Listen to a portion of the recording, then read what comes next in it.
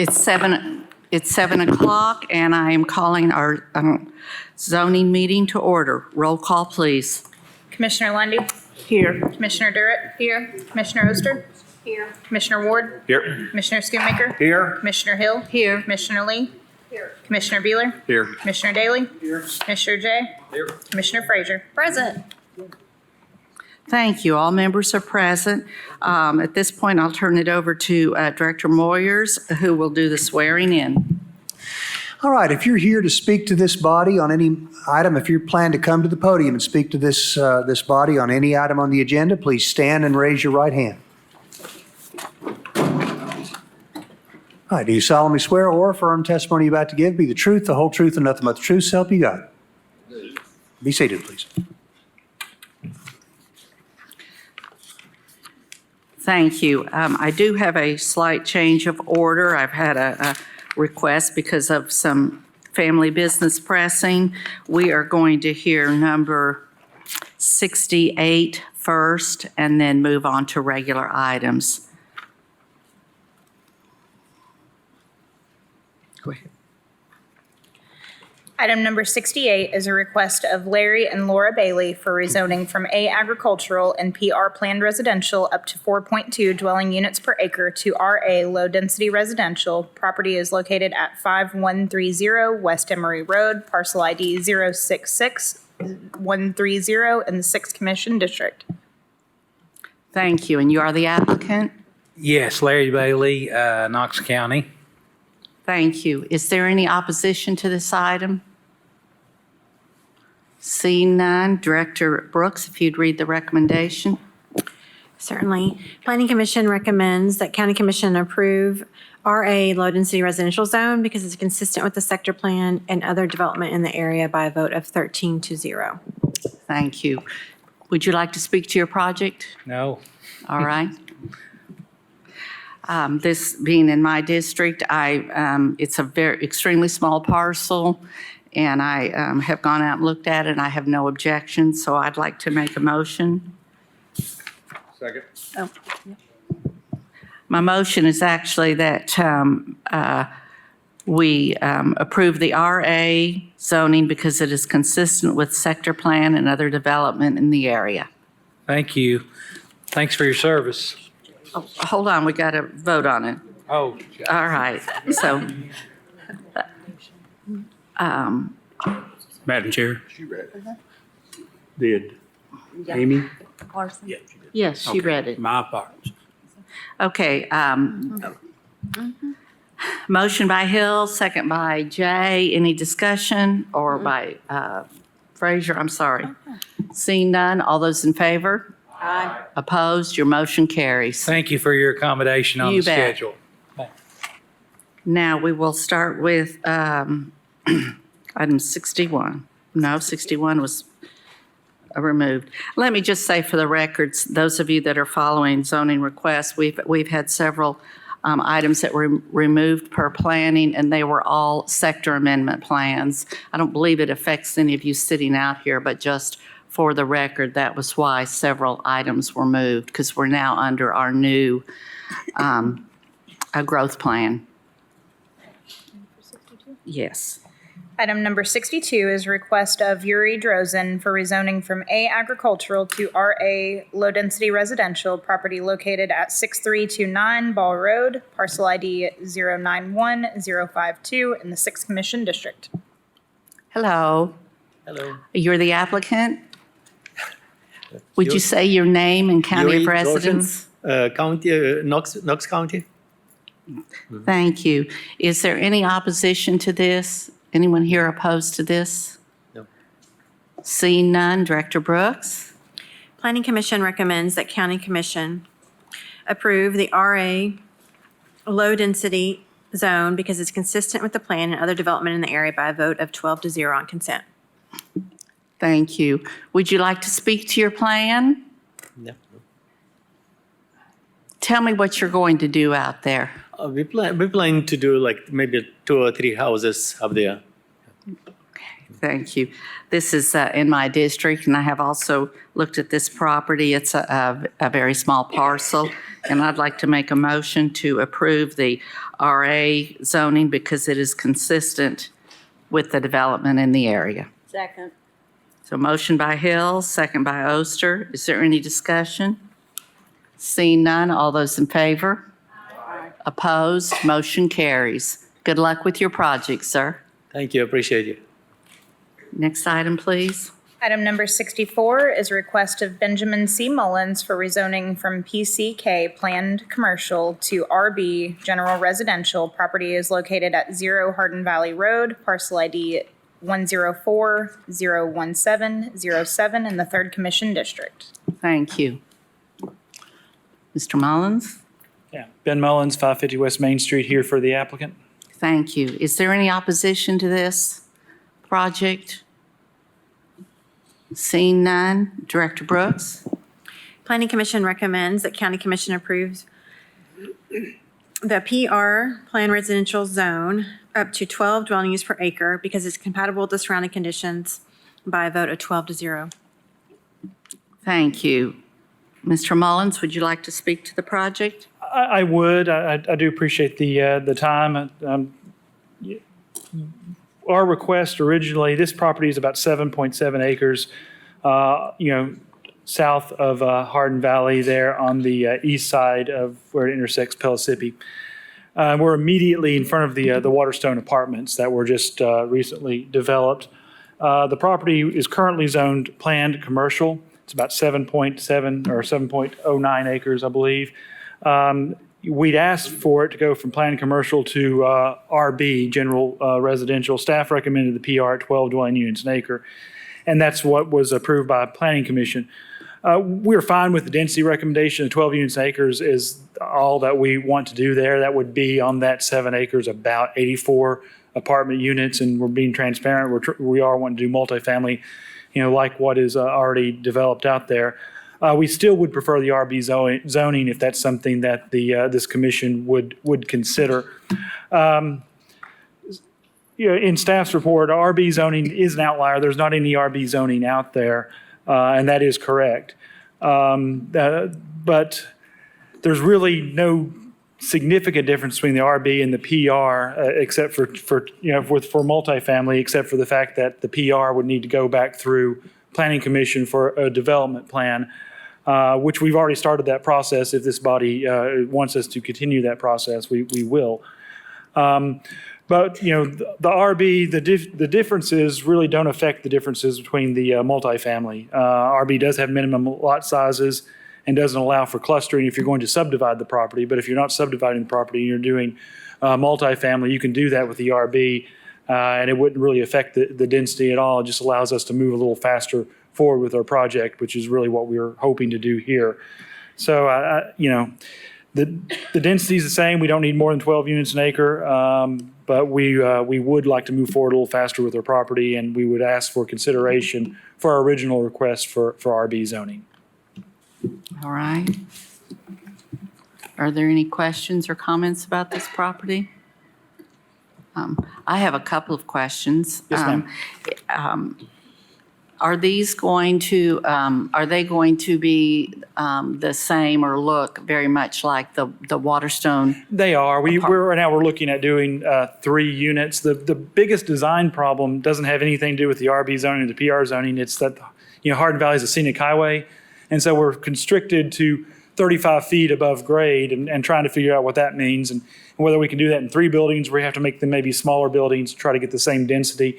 That's something we're currently working through, and that's something that we can work through with staff, engineering staff, through the permitting process. But that's really the biggest constraint. But we're looking at the same. We're keeping a landscaping buffer along the front. We'll have a clubhouse that's along the front as well as what our current plans are. I think we have to move that back a little bit, but they're going to be very similar. All right, thank you. And also, I do appreciate your response about there's already a lot of trees, a lot of buffer there, and the intention to keep that as dense as possible. Thank you. Seeing no other lights, Commissioner Oster, it's Oh, I'm sorry, Commissioner Schoonmaker. Thank you, Madam Chair. Director Brooks, this was placed on the consent agenda for Knox Planning, is that correct? Yes, that's correct. Okay. And the staff approved this project based on what the developer presented to Knox Planning in the planning process at planned residential. At what point during the meeting, did they ask to have that switched from planned residential to RB? No, it's my understanding that, let me look at this real quick. The request of the applicant was to go to RB. Staff's recommendation was planned residential. There were conversations that were had in advance with the applicant if they were okay with that.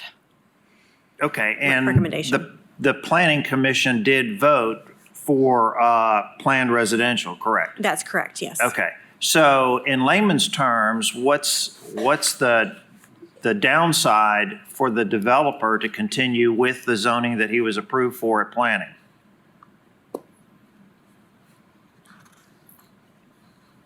Well, I think Mr. Mullins already stated that they're interested in moving more quickly, and the planned residential zone does require a plan to be submitted for review by the Planning Commission.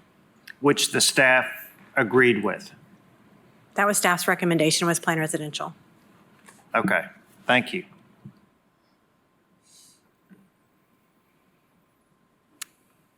Seeing no other lights, Commissioner Oster. Thank you. Ben and I, of course, discussed this. I think we're on the phone weekly anymore.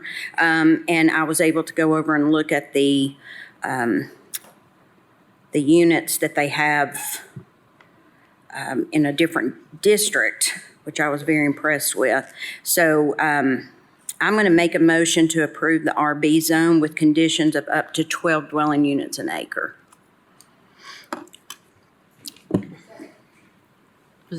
Ward, was that a second? All right, thank you. We have a motion on the floor by Oster, a second by Ward. Is there any other discussion?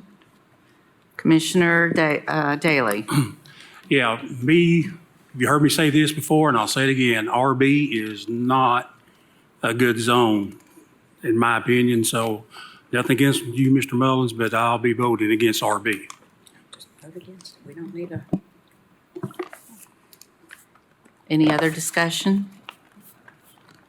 Seeing none, all those in favor? Aye. Opposed? 2 noes. All right, your motion carries. Thank you very much. You bet. Next item, please. Item number 67 is a request of Masana Investments LLC for rezoning from PR Planned Residential up to 4 dwelling units per acre to PR Planned Residential up to 4 dwelling units per acre as a separate PR zone. Property located at 0 Nighttime Drive, parcel ID 078AB044 in the 6th Commission District. Thank you. Is the applicant present? All right, we'll move that to the end of the agenda. Next item, please. Item number 69 is a request of Douglas R. Pollock for rezoning from PR Planned Residential up to 5.0 dwelling units per acre to RA Low Density Residential. Property located at 0 Red Hallard Lane and 10022 Bob Gray Road, parcel ID 118CJ04001 and 040 in the 3rd Commission District. Thank you. Is the applicant present? Yes, Could you introduce your name and county of residence? yes. My name's Doug Pollock, Knox County. Is there any opposition to this? Thank you. You'll be allowed, hold on. Commissioner Director Brooks, would you please read the recommendation of the county? Planning Commission recommends that County Commission approve RA Low Density Residential Zone because it's consistent with the plan and surrounding development by a vote of 12 to 1. All right, thank you. I will give you 5 minutes to speak to your case, and then opposition will have a chance to Okay. speak. Thank you. Thank you for this opportunity. It's good to have an impartial and fair review of this rezoning item. We have owned the property on Red Heather Lane next to 122 Bob Gray Road for over 20 years now, and not much has changed. We have lived here since there was a small white house and a single trailer on the adjacent lot, which we've since removed, and now we own the lot. We have now owned the land for 3 years and are considering what our options are for property use. As I mentioned in the planning meeting, Knox County PR zoning is not very clear, so we wanted to investigate our options. We had been told conflicting information about what could and couldn't be put on the property in the email and phone correspondences. We thought rezoning to RA would eliminate that confusion and allow us different options as well as still fit the surrounding area. This property is about 2/3 of an acre. It is unique because it's between two neighborhoods, a busy road, and a mobile home park. If any piece of land should require RA zoning, this would be it, since RA is more versatile for low-density residential, and it fits in with the other RA zones in the neighborhood, in the area. Now I would like to address some of the concerns that were brought up in the first planning meeting: drainage, safety, access, and traffic. First, for drainage, complaints posted on the website regarding drainage are from the far side of Festival Lane, more towards Dutchtown Road, and were not directly on our drainage side. During that previous planning meeting, county engineering stated there was no issue for drainage with any use of the property. The drainage was stated as more than adequate as is. On safety, we understand that homeowners would want to keep things safe, but safety is dependent on people. Out of the 16 homes on Red Heather Lane, 4 homes are currently rentals, and we have had problems of drugs, police calls, and subleasing with renters. People in any dwelling can bring safety issues. A concern was brought up about the access to Red Heather Lane. If mobile homes are to be put on the property, we have not made a decision as to what to do with the property, and that was never our intention to allow traffic through to Red Heather Lane for mobile homes. After all, we are the closest to the lot, and we would be the first home affected by any decision we make. We would like to address this concern by asking to voluntarily place a condition on the access to Red Heather Lane if RA is approved. The condition would be for RA zoning, access to Red Heather Lane would not be used for mobile homes. As for traffic, adding 2 more homes with access to Red Heather Lane would not create that much more traffic than the cul-de-sac, with currently only 2 driveways that it could not support. In comparison, Dutchtown Woods neighborhood has up to 7 driveways on their cul-de-sacs. Also, I'd like to note the access is only 26 feet wide, which is 1 single driveway width. We also feel if our decision falls into single-family homes, that we should be able to use the road and cul-de-sac just like any other single-family home on the Red Heather Lane, as it currently already does. We wish to do what is right. That is why we proceeded to check the zoning requirements for this piece of property. Not only for us, but the surrounding neighborhoods and community as a whole. We wanted to be considerate of what makes the most sense to be put there. I believe the rezoning of the property to RA is consistent with all the criteria of this area based on the Planning Commission's findings. And due to this property's unique location, RA zoning fits better than the PR. The RA zoning allows for more clear building allowances and that are similar to the area that does not add by its own merit any problems with drainage, security, or traffic. And by voluntarily placing a condition on the access in RA, all the concerns should be satisfied. RA zone is consistent with the adjacent properties and would fit into the current density of the zone, in this case of 5 per acre. Thank you for your consideration. Thank you. If you'd like to speak in opposition, if you'd come forward at this time.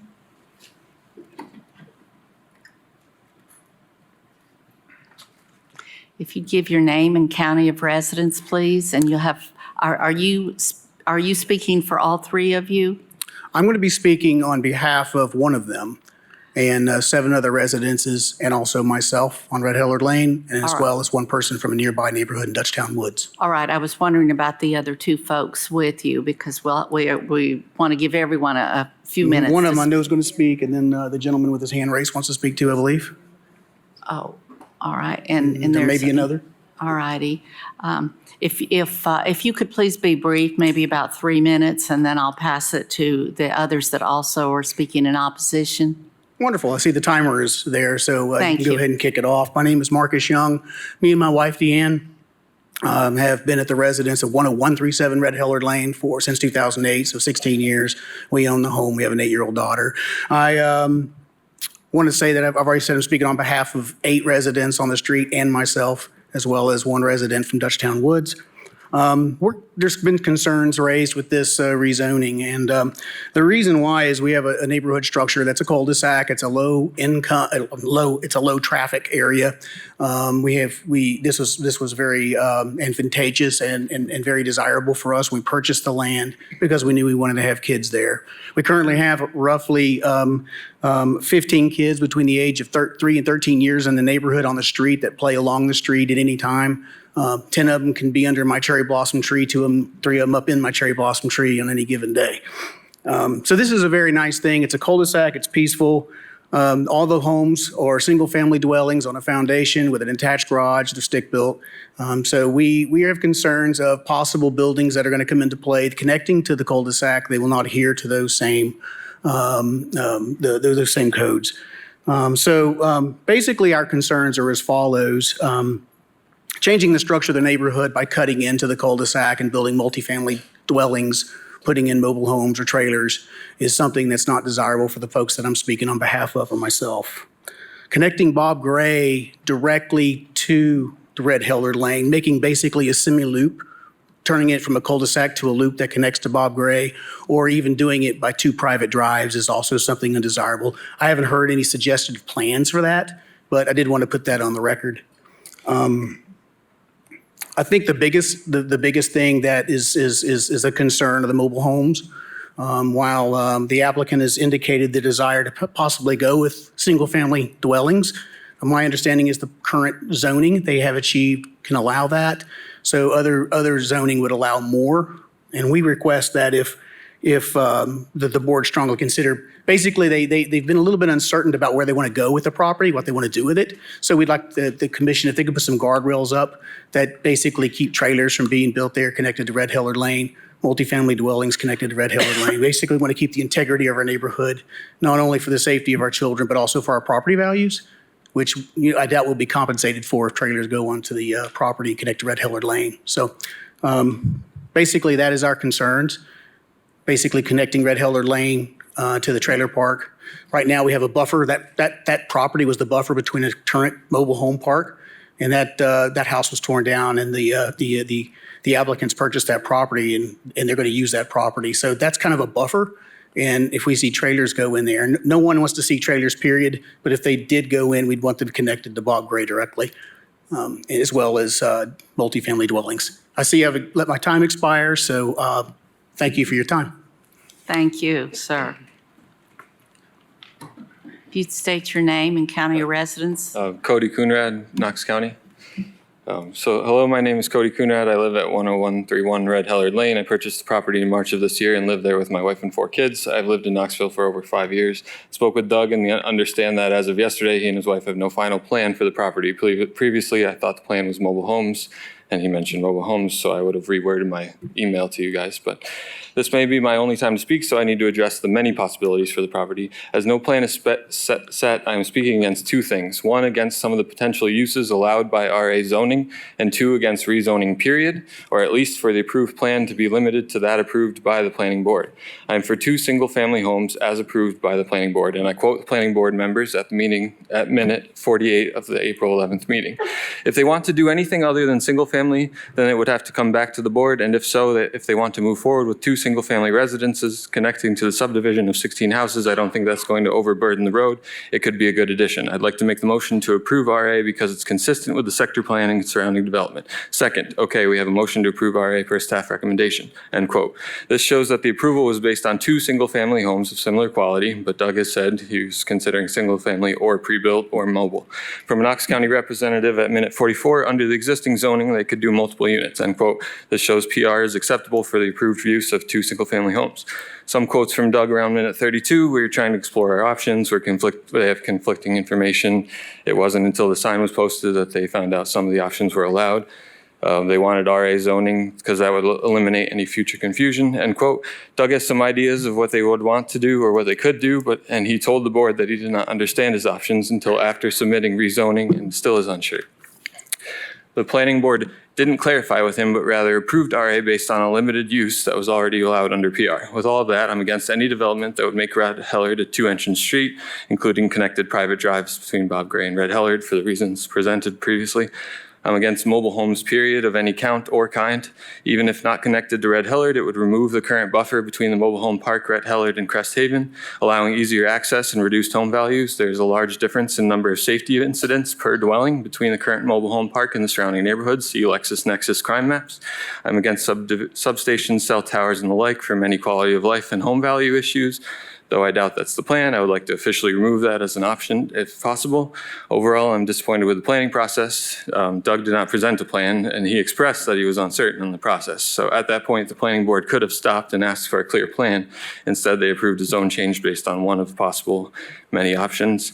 I believe the result was this disservice to the Pollocks and the surrounding neighborhoods, and I think it is an added undue tension for the neighborhood in general. Thank you for your consideration. Thank you, sir.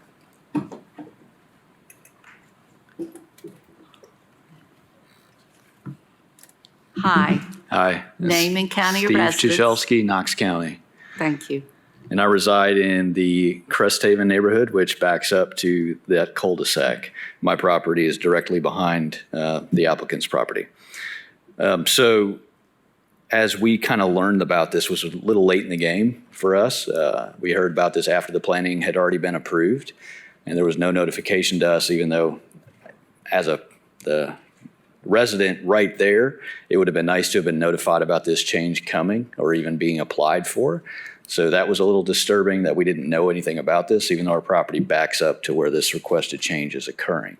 There's also multiple people down our street of which will have the same concern of not being notified. 5 things come to mind. I've got 6 kids, and the security of our property is very solid right now, even though, and it's because we have a buffer with the trailer park that is across the way. So this would remove that buffer and allow easier access, not only to our property, but to other adjoining properties down our street. And our concern with that would be the increase in crime and exposure to our children. Property values, obviously, depending on what gets put in there, because I've heard a lot of different stories on that, has been alluded to, not sure what the plan is. That'll impact our property if we ever try to sell it again. The infrastructure, I'm not an engineer, but I do have some concerns about the erosion that's already happening on the backside of my property. So this would remove trees that are further up and potentially cause even more problems, which I'm already having issues with my fence coming down because of the erosion that's already occurring. The big issue for us is privacy. We're going to lose that with the buffer being removed, potential security risk to our children and other children in our neighborhood, and the fact that there was no heads up on this to anybody in our neighborhood that this change was being requested. Thank you very much for your time. Thank you, sir.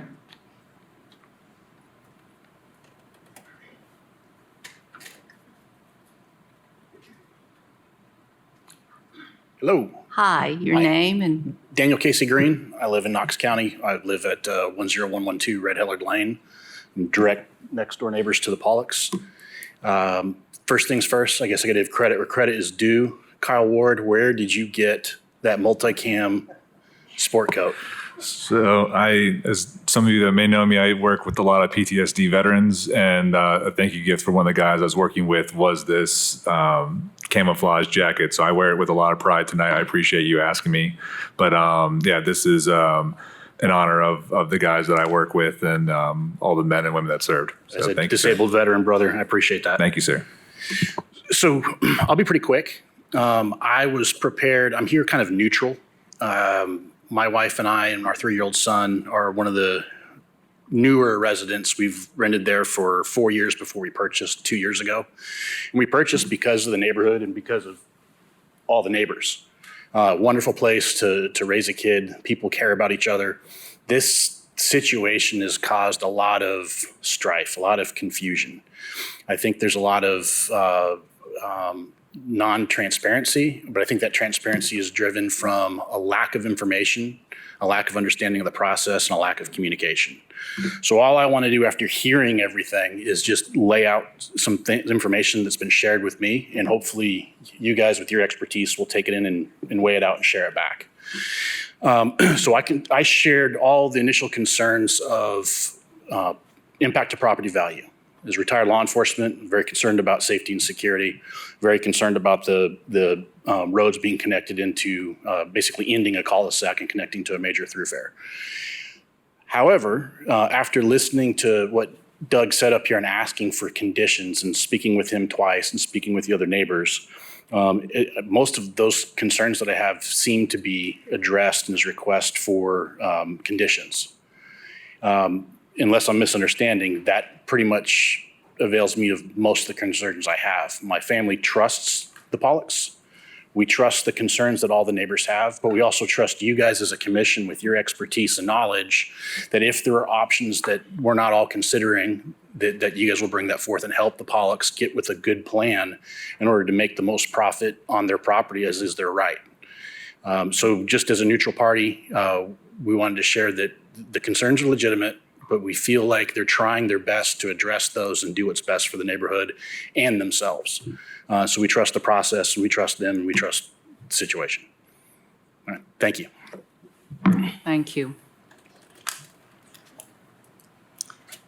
I'll give you a couple minutes to respond, certainly. Yeah, I appreciate everybody's comments. You know, again, the whole point of going through this process was to try to determine what's possible to put there. I mean, that's the whole reason of trying to do this. We talked to the county planning commission, trying to understand what is able to put there. RA seemed like it was a good fit. We're kind of we've spoken basically with all of our neighbors. We tried to talk. We tried to give some options of what we thought was possible, but we don't know really right now. I mean, it's some of our learning process. We're trying to learn what's even acceptable to put there. We weren't sure, like opening it up to the neighborhood. You know, that's good for 2 single-family homes, but you've got the trailer park right there. And I mean, if most of the people don't want to have, they want to have a buffer. They want to have like a park there or something as a buffer between the mobile home parks and the neighborhoods. We understand that, but at some level, I have to figure out, what is the best option to do with that land. That's the whole point of why we're trying to do this. We want to do what's best for ourselves, but also for the community as a whole. Not only the neighbors, but even, bigger portion within the mobile home park and within people across the street. So for us, we're trying to do what we think is right. We're not trying to say we're trying to do something to hurt anybody. I think a lot of this confusion has been like, we felt like being attacked from behind the back and talked to like, we're gonna ruin the neighborhood. We're gonna try to hurt people. I think that's very misleading and misfundamental. I mean, we want what's best for everybody. We lived in that neighborhood for 20 years. Our kids grew up on that cul-de-sac. We have as much passion about what's going on in that cul-de-sac as any of the neighbors who currently live there. I think we've lived there the longest.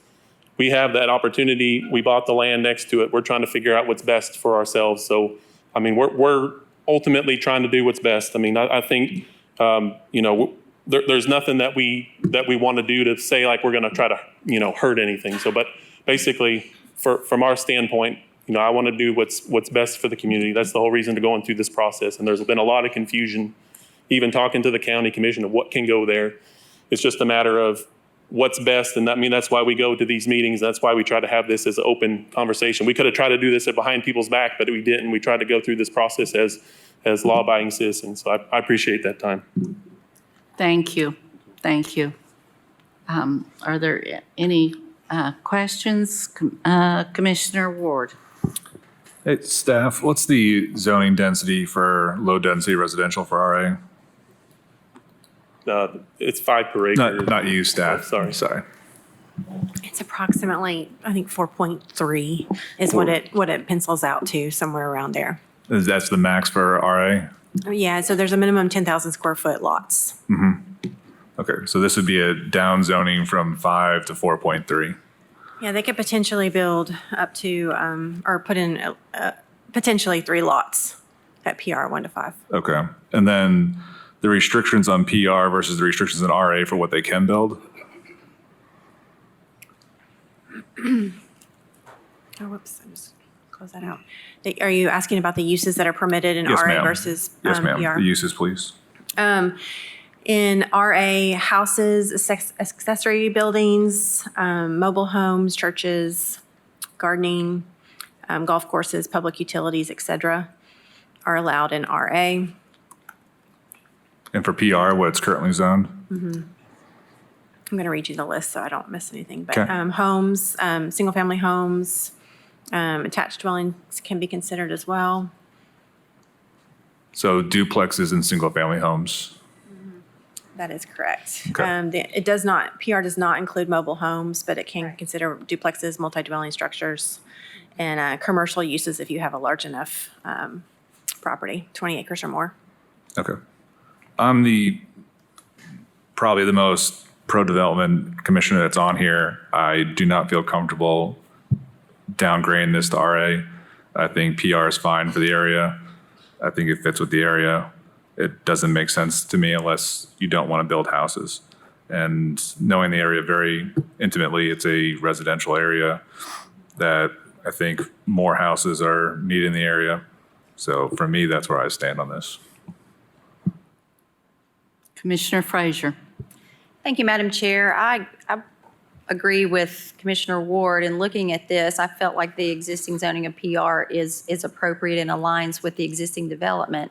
It also guarantees that no building permit would be issued for development on any property within PR until a written application and review of a development plan has been filed. And so that gives the residents a little more time and opportunity to speak to things that you would like included in a development plan, such as a planted vegetative buffer, like a type A or type B landscape screen, or, but it gives another layer of opportunity for the residents to have some input. So I'm really comfortable with PR as well.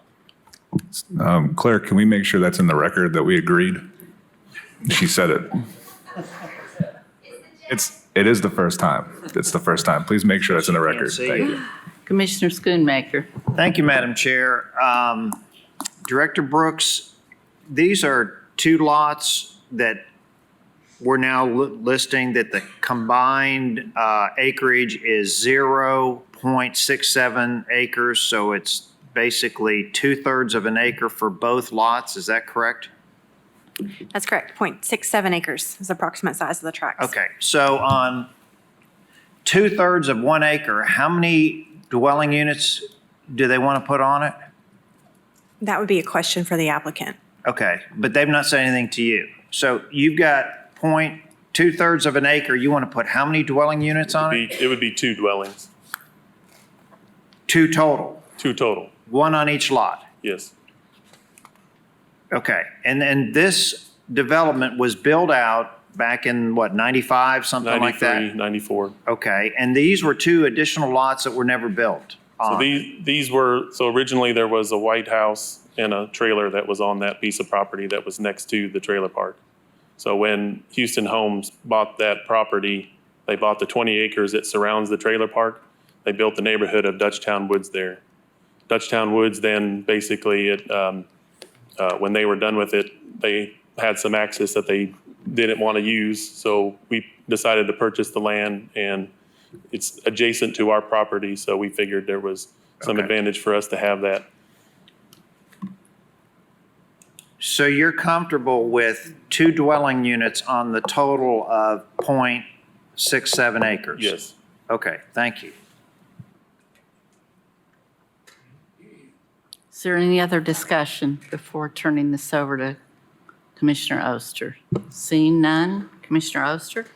Yeah, I've spent a lot of time on this, and I actually talked to Mr. Pollock. I've talked to neighbors, and not only on Red Hellard, but also Dutchtown Woods and Oak Haven. And so it's a concern to me. And so my motion, I think, to Mr. Pollock's probably not going to be a surprise, because I'm trying to be very upfront and clear when I talk to you guys.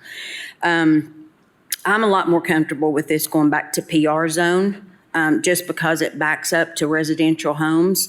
And, 0.67 acres is a small acreage, especially when you're if anybody's looked at and I'd say most of the commissioners have, looked at the area, it's pretty tight in there.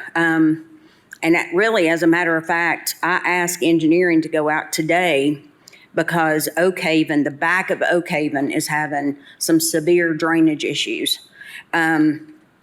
And it's coming from that side. It's not coming from the other side of Dutchtown, I don't believe. Or Bob Gray, I'm sorry. And they're looking into that, but that concerns me of how much more dirt is going to be moved when we've already kind of got a drainage issue going on. So what my motion is going to be is to approve PR zone up to 2 dwelling units an acre with the conditions as follows. Entrance and exit onto Bob Gray Road. No stub outs or connectivity to Red Hellard. And you will have the 35-foot setback with a landscape buffer A. So those are my conditions and that's my motion. Can I? Hold on, we have a motion on the floor by Oster, a second by Frazier.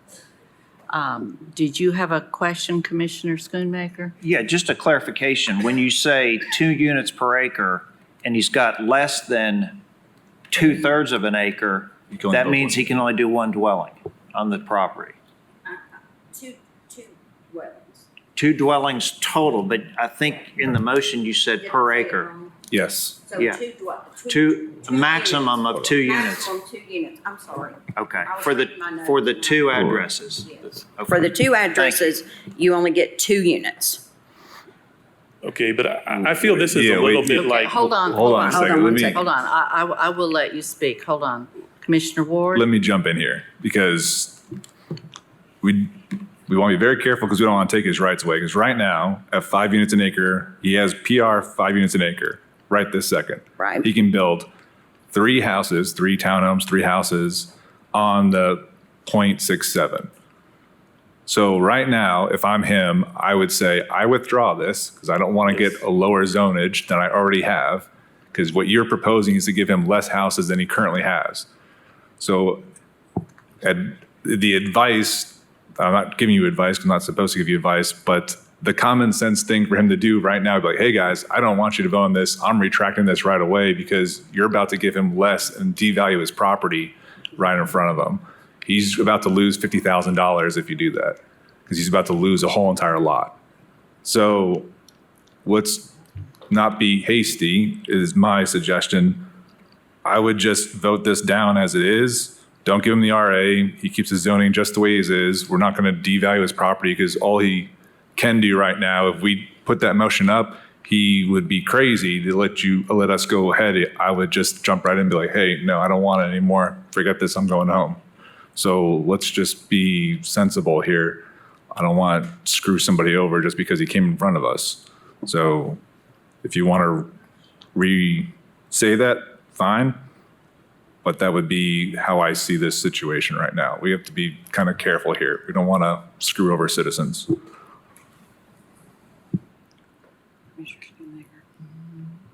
Can I have a follow-up to him? Actually, it's Commissioner Daley. Thank you, Madam Chair. Mr. Law Director, I believe if the motion would be to deny RA low-density residential, it will stay PR. That's, If you deny the motion, if you deny his request, then it'll be whatever it was before he came in here. Yes, sir. Commissioner Schoonmaker. Thank you, Madam Chair.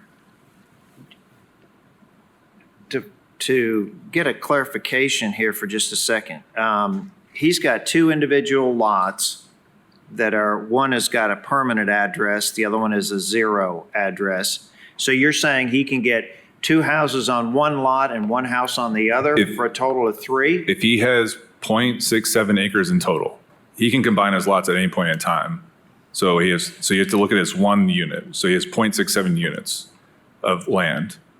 If he has 5 units an acre, that gives him 3.3 houses. So he's allowed to build 3 houses. It can be split into 3 lots at right now, as it currently stands. So he can build 3 townhomes, or he can build 3 houses. But he's not asking for that. He's He's just not asking for that. 2 houses. You gotta be careful though. There's a whole trick to this whole game, right? He's going and asking for an RA. The only reason you ask for an RA in this situation is you don't want to build a house. Not trying to call him out. That's the only reason why you would do this. That's why I said, I'm not for this. Keep it the way it is. He has to build a house or a townhome, which is what everybody just said they want. He has the right to build that right now as it stands. Just because people want to downzone doesn't mean it's necessarily the best thing for the community. So it's an extremely dense area already. This density is not going to change anything. He's allowed to move the dirt already. There's nothing stopping him from building 3 houses right now. So you don't want to take people's money and their rights away without it being as crystal clear as possible. So I'm just trying to make it crystal clear as possible for everybody. So the best thing in his interest is to say, I'm retracting this and go home, because he's not going to get, well, I don't know if he's going to get it or not, but Can't do it here. it doesn't sound like he is. He can ask to take it away if he wants. Hold on. Are you finished? I'm I didn't mean are you finished? I mean, I'm just trying asking. to explain I got the you. situation. As long as everybody understands, that's the current situation. He can currently build 3 houses or 3 townhomes on the acreage that he has, because it's currently zoned for our PR 5. If you approve it, yeah, that's it. That's what he currently has. Okay, Commissioner Frazier. Thank you, Madam Chair. Just had a question, or actually, this is, I think, what is confusing. These 2 lots were a part of a subdivision that, by developing it, it isn't going to directly really impact that subdivision. It's impacting an adjacent subdivision. And so these 2 Correct. lots were left open because of flooding, that there were flooding issues. That's an assumption. There was no flooding issue. Yeah. The 2 lots were left empty for some reason, and that makes me a little bit leery as to why these 2 were left empty and. In a fairly new adjacent neighborhood. So they were, Yeah. they were left open for some reason. But I think that's what's really confusing, and this is the hangup. To Commissioner Ward's point, the PR up to 5 of the subdivision that these 2 lots are actually a part of, that is true. So But I think what the commissioner of the district is saying, that it should align more to the subdivision that it actually impacts, which is those living on Red Hellard. So I think we're kind of at a really tough spot here. Commissioner Beeler. Thank you, Madam Chair. All of these are valid points, but I agree with Commissioner Ward. It seems that the applicant has no desire to put more than, to create a 3rd lot. Oh. So, I would take him at his word on that, but regardless, my vote will be to deny this rezoning and let it stay like it is. If we have that option, and if we don't, maybe we should create it. Well, I'm not going to do that yet, but I'm hoping the maker of the motion will agree to that, but we'll see. Thank you. Commissioner Jay. Thank you, Madam Chair. I just want to say on the microphone, the thing we were discussing over here, which was Commissioner Ward was saying that he could just ask for a withdrawal and leave. Some years ago, this got changed in our rules, in section G of our rules on page 20, top of page 25. It says for any applicant who asks for a withdrawal at the commission zoning session, the matter shall be considered a denial.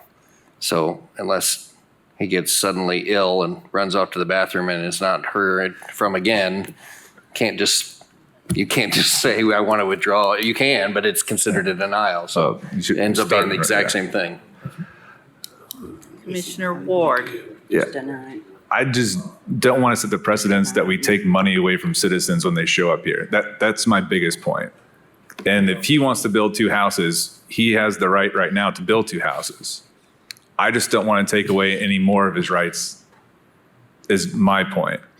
So if he has the right to build 3, if he has the right to build 3, I don't want to take his right to build 3 and devalue his land and take $50,000 away from him. If he really only wants to build 2, then fine, let him do 2 on PR and call it a day. I just have a really a very big moral struggle in taking money away from people, especially when that's not what they came here for in the first place. Commissioner Pollock, you look like you're about to, you look like you're about to explode there. Did you No. have something you would like to say? I mean, originally, the whole point of this process was to try to figure out what can be put there. It's a very difficult situation because you have mobile home park and we have neighborhoods. So we're trying to do what's best for everybody. Our intention was always basically to consider what our best options were. We originally approached the county engineering asking what could be put there. They gave us different answers of what could or couldn't be there. We asked, can pre-manufactured homes be there? Can modular homes be put there? They said, no, not under the PR zoning. So because of the proximity to the mobile home parks, it makes it very difficult for any real buddy to find that property desirable. So that's why we thought since we own the property adjacent to it, is to add that access to the Red Heller Lane to give that as to make it more desirable for somebody to find that as being an attractive option.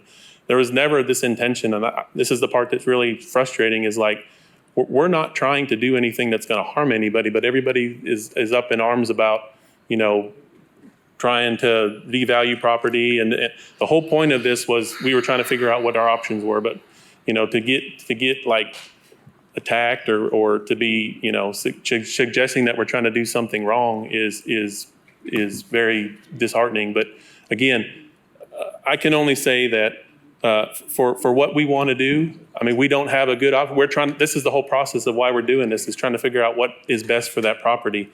Like I said, if everybody just wanted it to be a park, that's great, but there's stuff that we have to consider as far as we've invested money, we've invested time. We're just trying to do what's best for the community as a whole. That's our goal, is to do what's best for everybody. If like Mr. Ward said, I'm not against a PR. I was told that originally PR had things that we couldn't put on it, meaning pre-manufactured homes or whatever, and we would do that access to the main road. That's going to take capital, and that depends on how much money we're willing to put into this. But again, it was never an intention to do any harm to anybody or to do anything that's going to cause this kind of to strife. It's caused us a lot of stress. I'm sure it's caused them a lot of stress. But it all goes back to, we were told certain things during the engineering planning discussion, and we were like, well, let's just go through with it. It's a little bit of ignorance on our part, but we're also trying to figure out, it's an education, as far as what's required and what is best. Because, you guys have that decision. You guys have that ability to make, the community, better or worse based on all the discussions that happen. So, all these zoning issues, that's building the community. That's building the Knox County as a whole. We're trying to do what we think is best for our little community, and it's a little spot that we've lived there for 20 years, and I know a lot of these neighbors have lived there for multiple years. So, again, I can only say that we're not trying to do anything that's going to hurt anybody. That's the reason why we're here. That's the reason why we're trying to see what is possible. I don't want to spend a lot of time investigating pre-manufactured homes or, because there's a mobile home park there, the mobile homes is acceptable, if that's not a possibility. So Right. Again, it goes back to that. And that's the frustrating part is, and I think even during the last meeting last week, the code for Knox County is very difficult. When I went to a pre-manufactured home builder and I asked them, can we put a home there? They said, well, where is the home? They said, Knox County. They said, we have no idea. You're going to have to ask Knox County. And that's what I did. I asked Knox County, and they didn't even know. So that's the frustrating part, is the decision has to be made. So somehow I have to know what I can put there within my And we're going to work that out for you. Commissioner Durrett.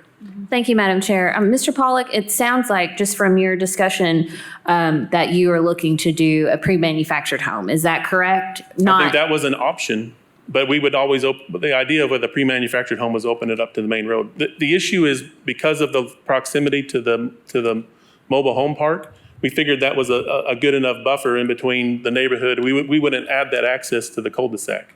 That wouldn't be part of that, but that was an option that we discussed. Originally, we thought, we put 2 houses there, stick-built houses, even modular homes. I don't know if that's, what is a modular home and how does that fit into the zoning? But something that would be a home that would fit into the neighborhood, that was always kind of the original intention. But then you start talking about, with the proximity to the mobile home park, is that desirable for somebody? Well, then what about these other options? Knox County needs, places for people to live. Knox County is a growing county. We're busting at the seams. And I guess, I mean, everybody can pay $500,000, $600,000 for a house, and then you're talking about somebody who can't afford a $300,000 house as a pre-manufactured home. I mean, I don't know where the fairness is. I mean, we got to make it, you know, as a community as a whole, we got to make some kind of understanding of what is a reasonable use of property, and how do you determine. Everybody wants to make $1 million house and put $1 million house somewhere, but there's not that kind of people don't have that kind of money. So I mean, we can debate back and forth about what is right and what is wrong, but I mean, again, I'm trying to think of as a whole what's good for the community as well as myself.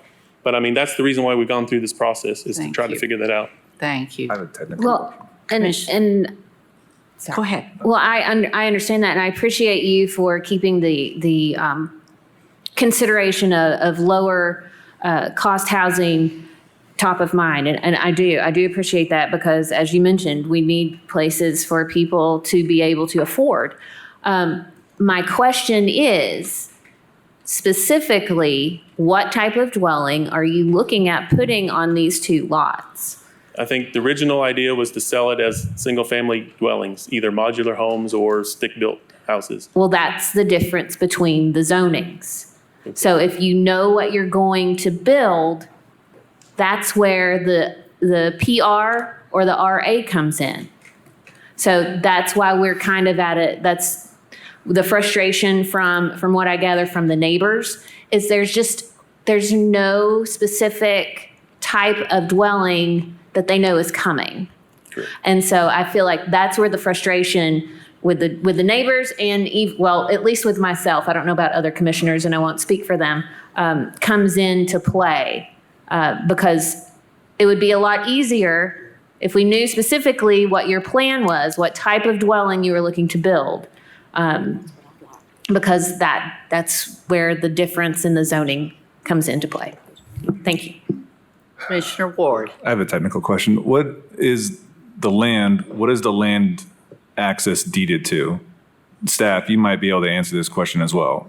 What deeded access rights does he have? Is he deeded access to these roads, or is he only deeded access to the main road?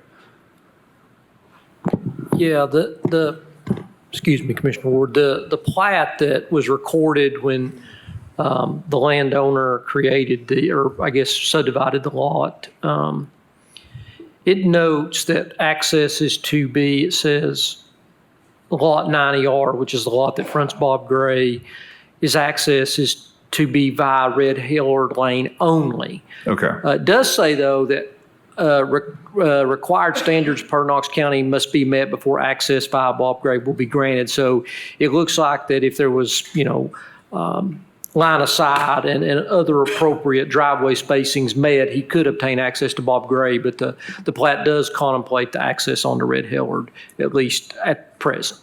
Okay, so if the line of sight and that he could exit out to Bob Gray, in theory, if the line of sight was there, it's a pretty straight area. It is kind of a hill curve up to that area, but it runs flat from what I remember for about 100 yards, if not more, until you get to where that lot is. It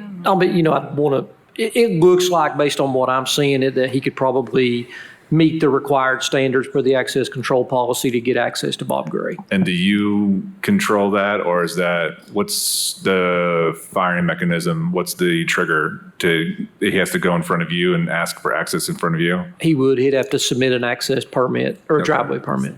Okay. Commissioner Daly. Thank you, Madam Chair. Remember, zoning goes with the land, not the owner. So if it was to be changed to RA, he could sell the land, they could build anything. It doesn't matter what he wants to do right now. It's the zoning goes with the land. And that's why we should be denied and left as is. And that way we know he's what he can and cannot do for sure. Commissioner Oster. I don't disagree with my colleagues. The issue that I've got, and I'd already checked with Director Snowden, that we have the line of sight and we have the entrance and exit off of Bob Gray. So if I deny this, they still have ability to connect to Red Hellard, which is exactly what my community and my district's telling me they don't want.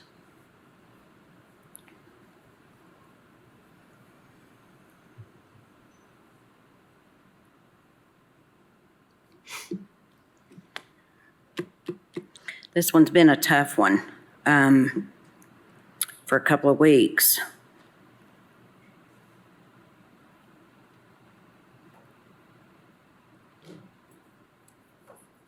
Do you wish to change your original motion? I do think I'm going to,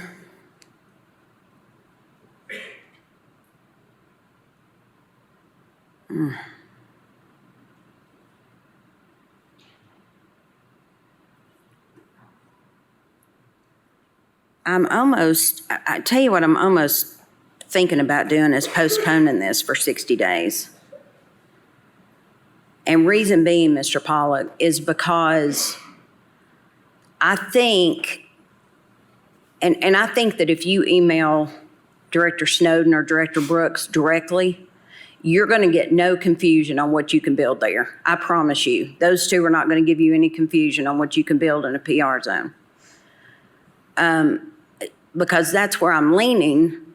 But like I said, my issue is, and when I have heard, and the commission has heard emails from my district, this is a one-street neighborhood with 15 houses on it and a cul-de-sac. That's why these people bought these houses. They don't want connectivity. And the kids still play outside.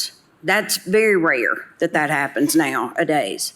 So it really gives me heartburn that that's even the situation. And I'm just not comfortable because I don't know what you want to do. And I think that's where the neighbors are. And I offered that to you, actually, to postpone and for us to have a neighborhood meeting. I mean, it would be my 11th. I'm kind of versed at it at this point. But I think communication is the issue where everybody gets a little confused, like we talked about. And if they knew what was happening, and I knew what was happening, and we could all get on the same page and kind of work together, that's really where I was trying to get to.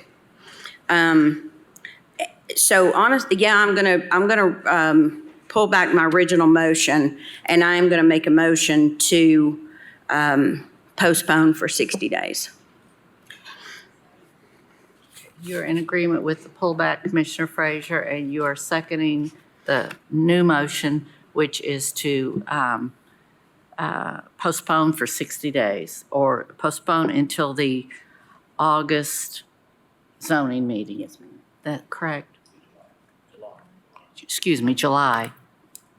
All right. We have a motion by Oster and a second by Frazier to postpone this to the July zoning meeting. Is there any discussion? Seeing none, all those in favor?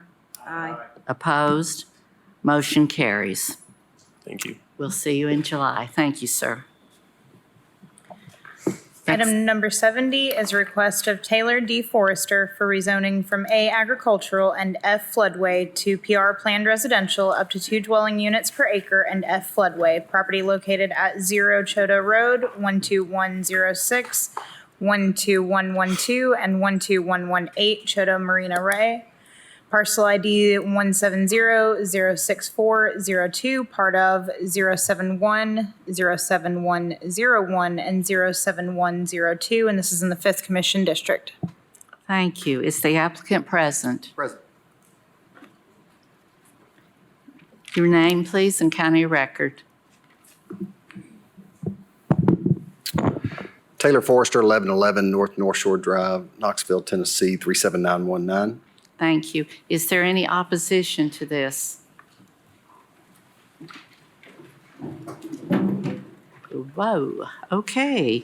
All right. Director Brooks, would you mind stating the recommendation on this, please? Certainly. Planning Commission recommends that County Commission approve PR, Planned Residential Zone, up to 2 dwelling units per acre, subject to one condition that no vehicular access is allowed via Carvel Lane. The F floodway zone will be retained by a vote of 11 to 2. Thank you. Mr. Forrester, I'll give you 5 minutes to speak and then listen to opposition and also allow you a brief response. Again, Taylor Forrester here on behalf of the property owner Church Associates LLC. This subject property is located on the Choteau Peninsula, and it's right adjacent to the Choteau Marina. That's unique and relevant when you look at the size of the Choteau Marina and consider the zoning on it. That has a general commercial, a CA zoning on a large tract that is commercially operated. As a marina, there's a restaurant, there's boat slips, there's fuel operation, there's boat slip rentals. The unique situation that we have here is that the property owner in this instant request also owns Choteau Marina. As part of a master development idea or plan, the property owner had envisioned unifying these developments to create a residential type development to then serve the commercial marina development and vice versa. You know, we talk about planned residential zoning all the time, and what always comes up, which a lot of people complain that is oftentimes missing, is amenities. What are the amenities to the neighborhood? This already has the built-in amenities for the neighborhood with the marina. This development, again, can be unified, and that's what's envisioned here, is to create a unified development with the commercial development of the marina. With that, there needs to be a suitable density. That density has to be at a number that makes the numbers work with the development, but also a density to then offer support to the marina. Property owner would tell you that the marina during off-season definitely struggles. The restaurant struggles. There needs to be some additional density in the area to offer that support.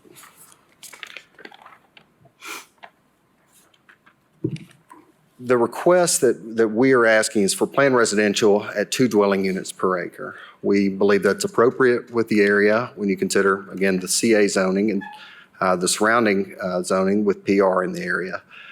2 dwelling units is not overwhelming for the property. We're talking, we've got 30 acres, but about 25 of it can be calculated for development density. So we're looking at 50 units. The proposed layout or type of units would include townhouses down towards the waterfront that could take in the waterfront views and maximize the views on those layouts. Then that at the rear towards the Choteau Road, that would be traditional single family lots. Our request with the 2 units per acre, we would ask with the condition on that we not access Caravel Lane. If we can develop at 2 units per acre, we can support the infrastructure costs for that roadway. And we believe that's best for everybody. That's what I think these people here that have concerns or in opposition, that's their primary concern is Caravel Lane. And with the 2 units per acre, we can construct our own individual road off of Choteau. At Planning Commission, I compared this development to, if you're familiar with Duncan Boat Dock down in Riverbend, there's a townhouse condominium development on the point of that cove there where Duncan Boat Dock is. Now, Duncan Boat Dock is not commercially operated to the extreme or to the degree that Choteau Marina is, but that development results in about 4 units per acre. And if you're familiar with that development, seen it, nobody would assume that that's dense or suggest that that's dense. We'd submit that roads are similar, probably better in Choteau than they are at the back of Riverbend. It's appropriate there. We feel it's appropriate here. We've met with the neighbors, met with their attorney. We're hopeful that we would gain their support here today. Interestingly enough, the property owner that's the most impacted by any development on our property is the property owned by Dr. Stephen Boyce. And in conversations with Dr. Boyce, I've known Dr. Boyce for several years now, he's supportive of the 2 units per acre with the condition of no access through Caravel, build independent road. And as we ask for the condition as well at his request, and we think it's appropriate to add a 20-foot landscape buffer from the current location of the Caravel lane down the boundary line that's shared with Dr. Boyce, because he is the most impacted. He's the closest to the development where these units would be. Again, we asked, rezone the property at PR at 2 dwelling units per acre with the condition of no access through Caravel Lane and with the 20-foot landscape buffer from Caravel Lane down the shared common boundary line on Dr. Boyce's property with, and I'm wrapping up, with the condition that it's on our property and we'll maintain it, we'll install it, and it'll be our obligation to see that it's maintained. Thank you. And Thanks. Dr. Boyce is here to speak. I don't think he necessarily wanted to speak, but if Okay. maybe commission could hear from him to Okay, confirm thank what you. I've said. Who is speaking for opposition? Mr. Sanders, are you the only speaker? Yes. All right. Come forward. I'll give you 5 minutes, please. Thank you. Good evening, Madam Chairman, members of the commission. Daniel Sanders, 920 Volunteer Landing. I'm here on behalf of the Channel Point Homeowners Association, and I have with me tonight Joseph Gimnas, if you'll stand up and be recognized. He's the president of the Homeowners Association. And then if you are a resident of Channel Point, please stand up and be recognized. Channel Point is essentially 34 households. These people could make it here tonight. Obviously, they have signs, and each of these signs say no access to Caravel Lane. So we are in line with the developer about that. You also have 66 petitions that are signed by, we believe, every household in the neighborhood. So you guys can go ahead and sit down, sorry. So they also have children that play in the street. We heard that in the last presentation. 34 households. We know that a household in the county might generate 10 trips a day. That's about 340 trips a day that Caravel Lane or the Channel Point neighborhood generates. As we said, the HOA and every resident is opposed to a new higher density development being routed through Caravel Lane and eventually out to Choteau Road. We think the principles of good planning mean that you don't route higher density through lower density to get to a higher classification road. If anything happens here and there's a rezoning, this higher density should be routed either through the marina or directly out to Choteau Lane. And what do I mean by higher density? We did the calculations today. Channel Point subdivision is developed at a density of less than 0.5 dwelling units an acre. And to convert that, that's greater than 2 acre lots. So the average size of a lot in Channel Point is more than 2 acres. Even at 1 dwelling unit per acre, that would increase the traffic through their neighborhood by 73%. And that's not, there are other cul-de-sacs, so it's really not an accurate description of what would happen. That would be more than 100% of increase of traffic on Caravel Lane and out to Choteau. So routing the construction traffic, again, it's a county road. It's going to damage the county road. You're going to have additional maintenance costs there, additional congestion. This is just not a good idea. So we're in line with the developer there.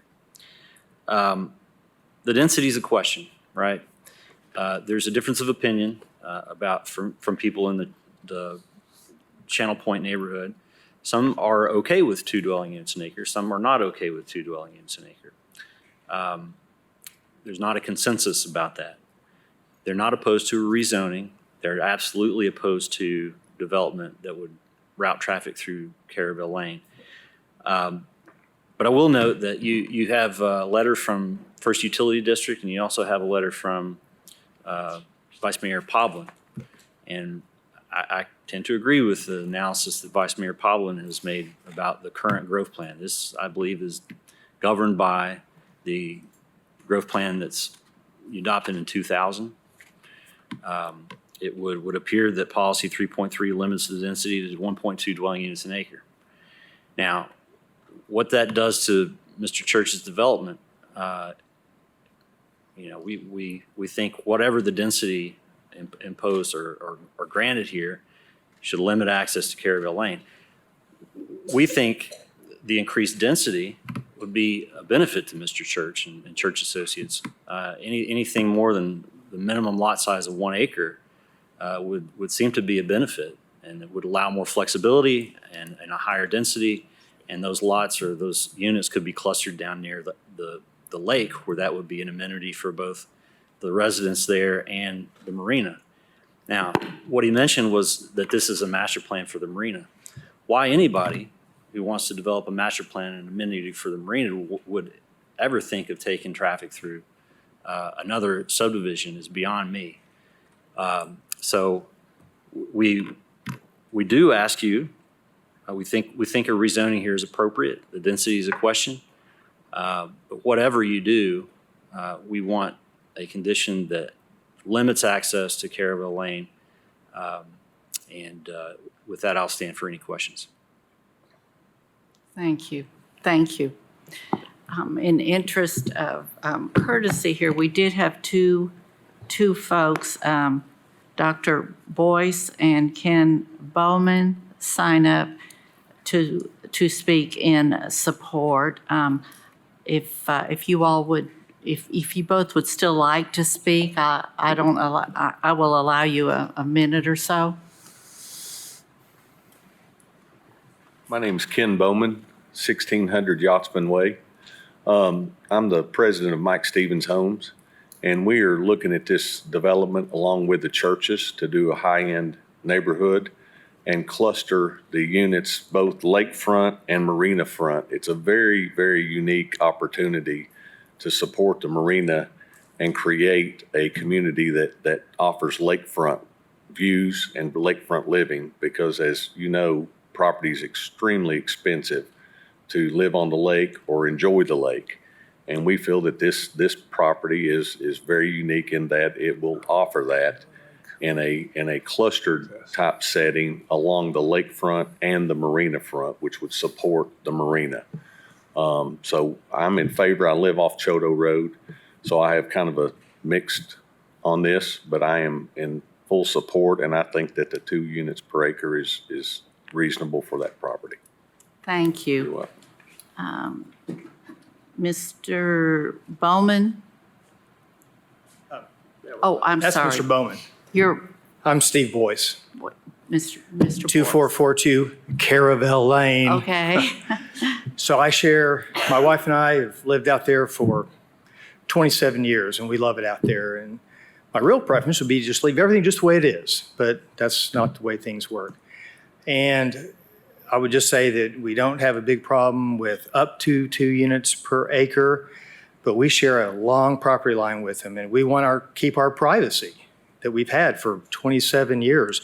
And so as long as there's no construction entrance or permanent entrance that goes through Caravel Lane, and we can have the Class A landscaping buffer between their property line and our property line, then if there's going to be a subdivision there, then that would be my wishes. Thank you. Thank you. Thank you so much.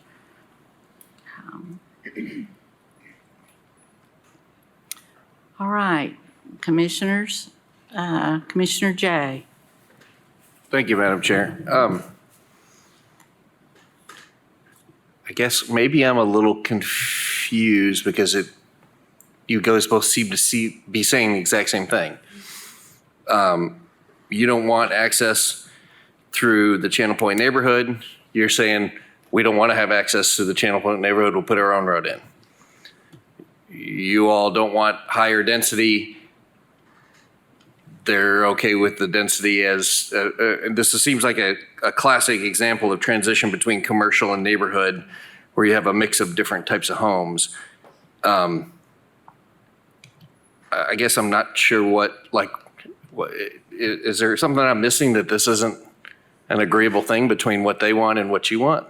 Am I missing a big sticking point here?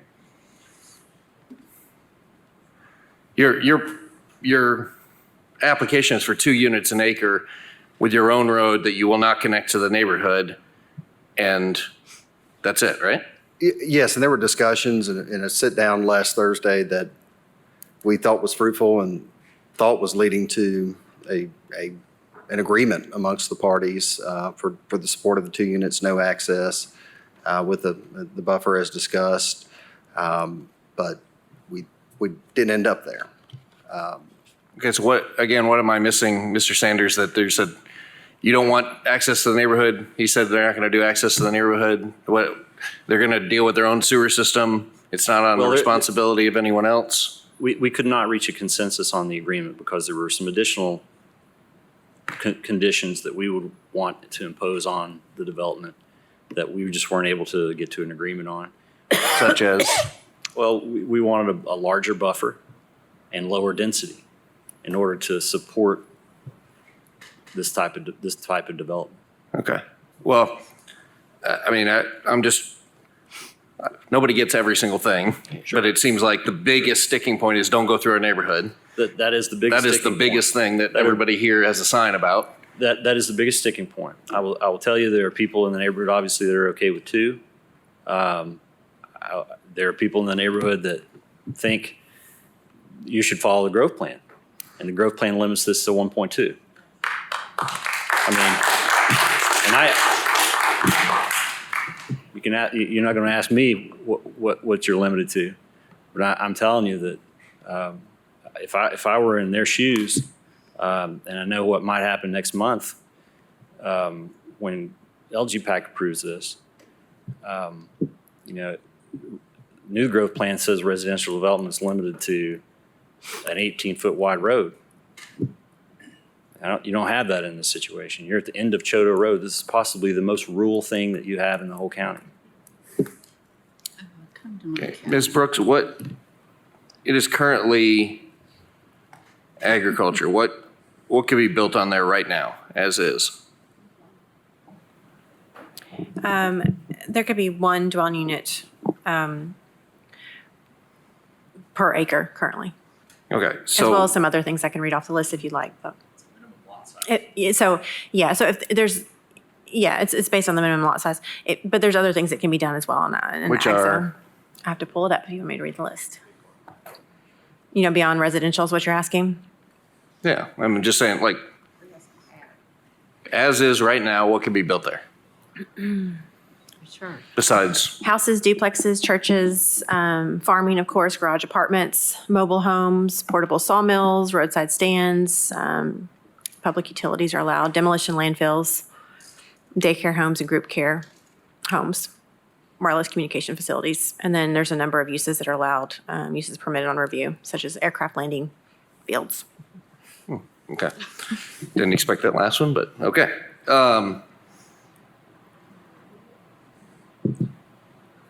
I've got some more questions, but I'm gonna turn the mic over here for a second because I want to come back. I just have one more thing to look up.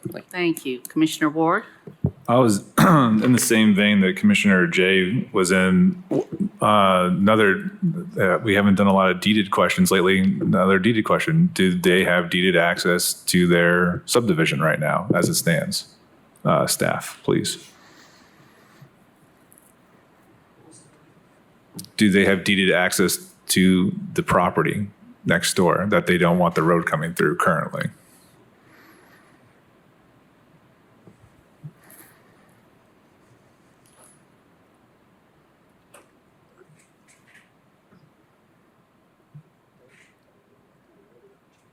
Hold on just a moment.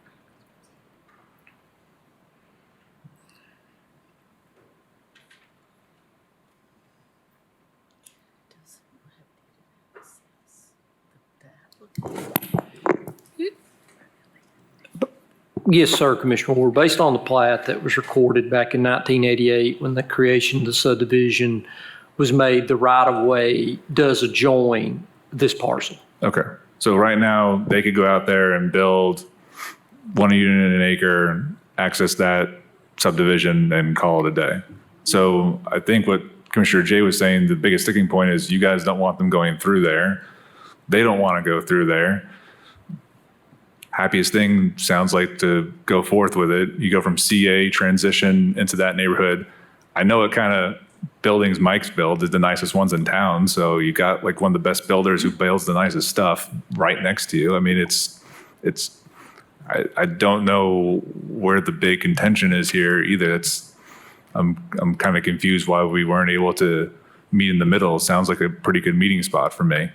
I know how they're going to do it. They just described how they're going to do it. It makes the sense to keep the buildings away from you guys and put it all along the water and all along the marina. That's where the view is. That's where the money is. There's going to be as far away from you as possible. I'm cool with adding in the buffer. If he wants an A buffer, I believe I looked up your parcel, sir. You own the parcel, the longest strip against that property. I think that's fair to ask for a barrier. I don't see why we can't put that in there tonight. I just don't see where the contention is here. It just makes a lot of sense to me. And this isn't like, we're not building 300 houses. This is not a lot of property. So that's my opinions. Commissioner Oster? Thank you, Madam Chair. Commissioner Ward's getting lucky tonight. He's got some people agreeing with him. I actually spoke to some residents today of your guys' area and that called and reached out to me. And you were sitting here, so you understand I'm not for connectivity. And actually, the people that I talked to, I told that to. And I also told them what the developer's willing to do is not connect if they get two. And I appreciate that the developer went out and spoke to the neighbors, because that doesn't happen all the time, and they don't try to work with the neighbors, which is always a really good thing for me.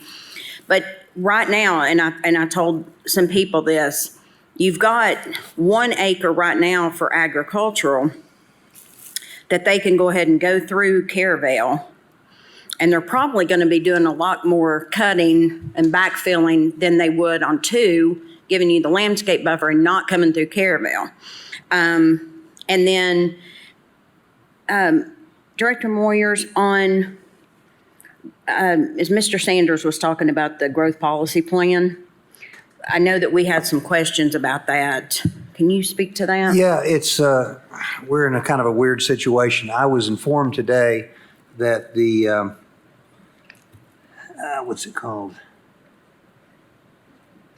The Local Government Planning Advisory Committee in Nashville has to approve the growth plan before it becomes effective. And it turns out that body only meets 3 times a year, and they don't meet till June. So at this point, they have not approved the growth plan yet, is what I've been informed. I haven't independently verified that, but Ms. Brooks, I believe, has. Is that correct? That is correct. So we're in a situation where we're operating under the new general plan, but under the old growth plan until June, when they meet to approve the plan, which they will. It's pro forma, but apparently they only meet 3 times a year. So we're operating under the old growth plan, at least right now as we sit here, but under the new general plan that we passed. Okay. So that kind of, I know that we all kind of had questions about that last week too. Like, we were kind of in zoning purgatory for a second. So I was glad that we were able to find that out. So, I mean, I've probably given myself away, but I'm kind of leaning towards the two units, but with no connectivity. So. Commissioner Frazier? Thank you, Madam Chair. It's stated in the Planning Commission staff that Policy 3.2 of the 2000 Growth Policy Plan limits rezonings within the rural area, and this is in the rural area of the growth plan, up to 2 based on the Health Department determination of septic system capability, which it does not have sewage. And you have the letter from First Utility. And Policy 3.3 of the 2000 Growth Policy Plan dictates the allowable density on hillside slopes. So given Policy 3.2 and 3.3, the maximum density permitted by the growth plan is 1.2. Also, when you look at the transportation network that we're dealing with in Choteau and North Shore, that's why we included a small area study in the comprehensive plan, because they have already reached the capacity of the recommended capacity of the road. They're already at 18,000 average daily trips. And as we've stated, because of the topography, when you widen a road, which is all we can do with Choteau or North Shore, you're only improving safety. You're not addressing capacity. So the only option that a decision maker would have is to look at density and limiting the number of average daily vehicle trips. So those are my comments.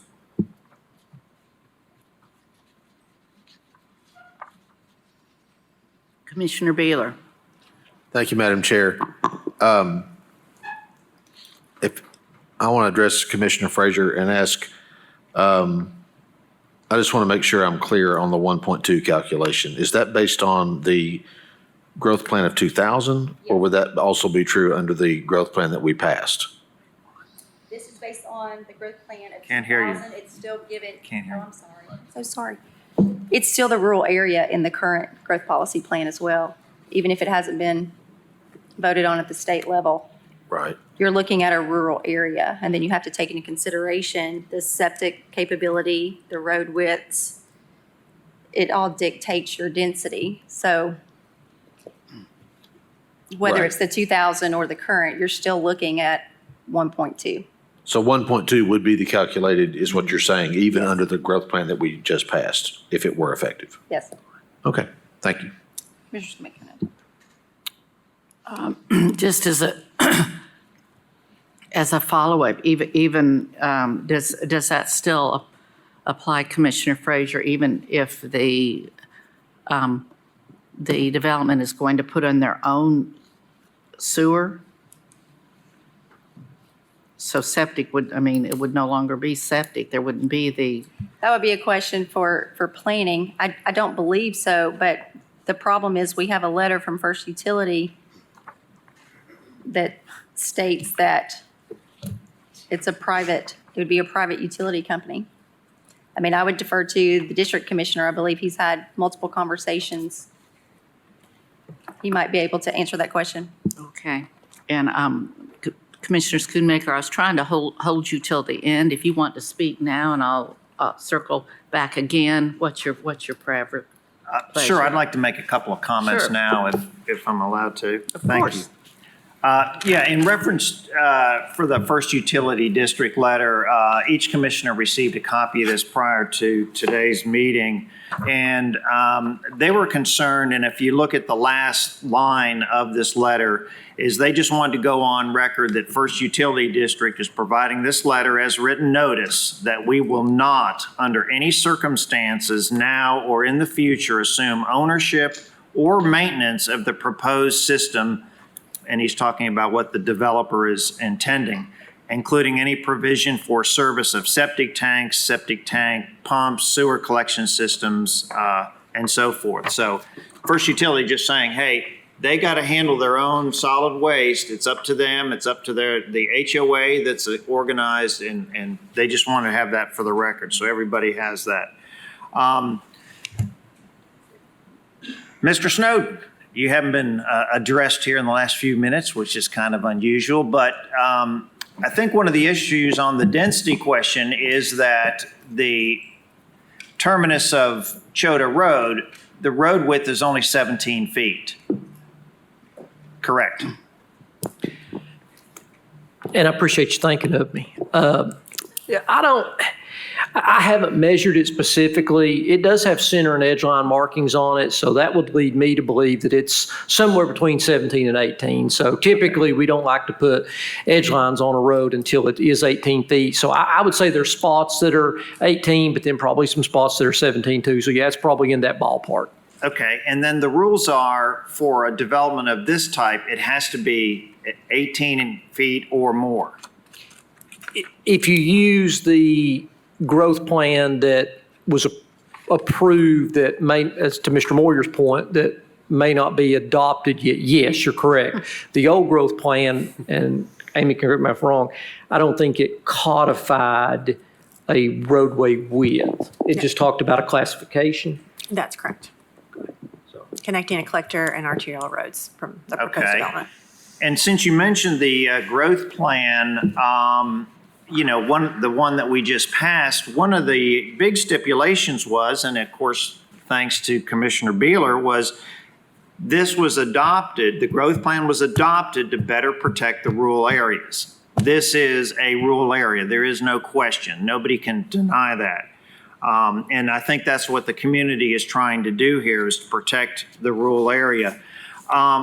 Also, I guess, Director Brooks,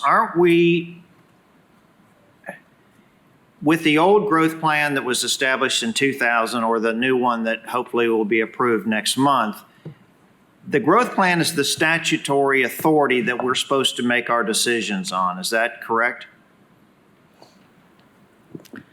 It is the first level of planning you have here, but I will defer to Director Moores if he wants to provide you with additional guidance on that. Well, the state law on this says that once a growth plan is adopted, all of your planning decisions, land use decisions must be consistent with it. Thank you. Okay. And I think the question was, if what we adopted, the current growth plan that's under approval process, if this, on this tract land, and I think this is why your staff, planning staff said 1 unit an acre, because that would comply with the current, or excuse me, the one that we just recently approved. Is that correct? We did have discussions about the plans that were, that were being considered at the time, but this particular application was evaluated with the plans that were in effect at that time, which is the 2000 growth policy plan. And that's why the staff recommended 1 dwelling unit per acre. No. It was based on a number of different factors that are outlined in the staff report.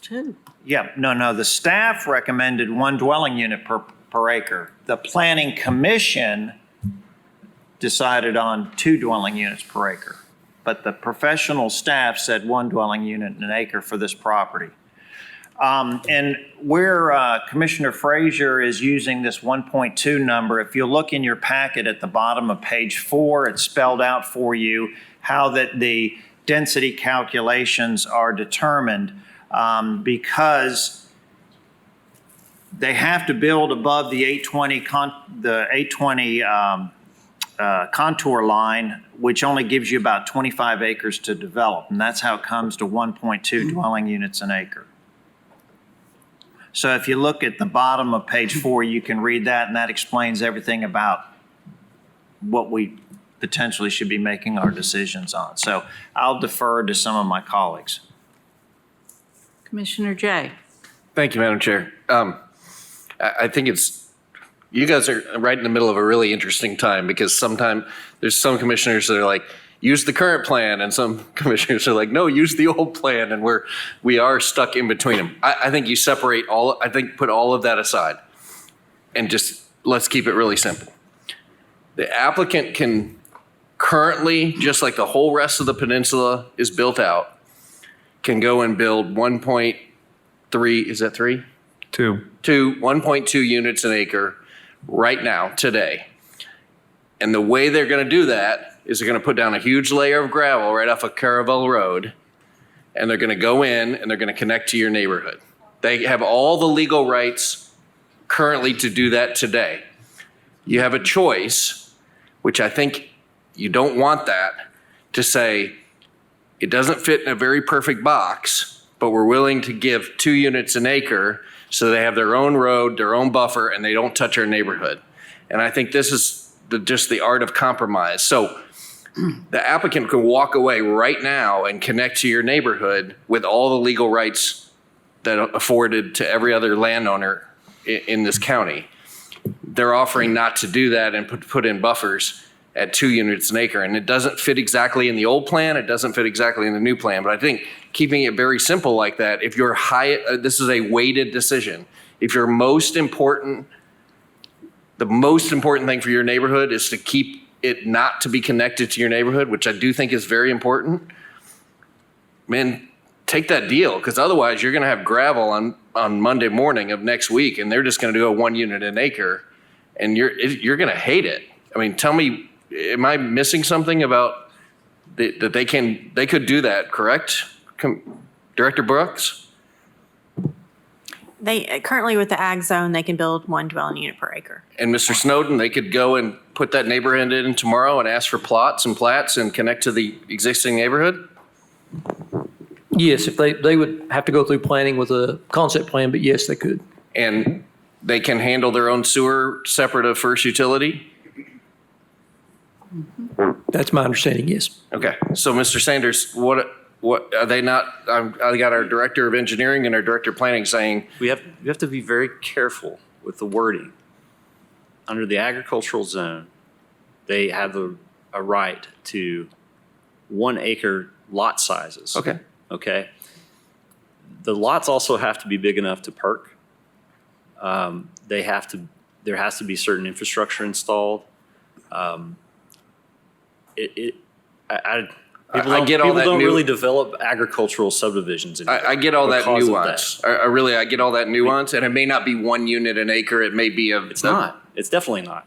It may be a very the wrong thing to say. Let me rephrase my statement, and you tell me if you disagree. The applicant, under the current laws and rights, can go and put a neighborhood in there today of whatever size, No. of a size that is legal to them. They can put in houses. Okay. They can build on this land, and they can connect to the existing neighborhood today. Under certain conditions, yes. Yes, okay. But- All I'm but saying, people folks, don't do that anymore. all I'm saying, folks, I get this. You don't want this in your neighborhood and connected to your neighborhood. The applicant is offering a deal. We'll make our own road and have a higher density that's closer to the marina that has more buffer versus just go in there and connect to your Right, neighborhood. so, you know, I don't know That's a good deal to me. I don't understand why this is. You don't want the alternative to connect to your neighborhood. That's what I'm confused.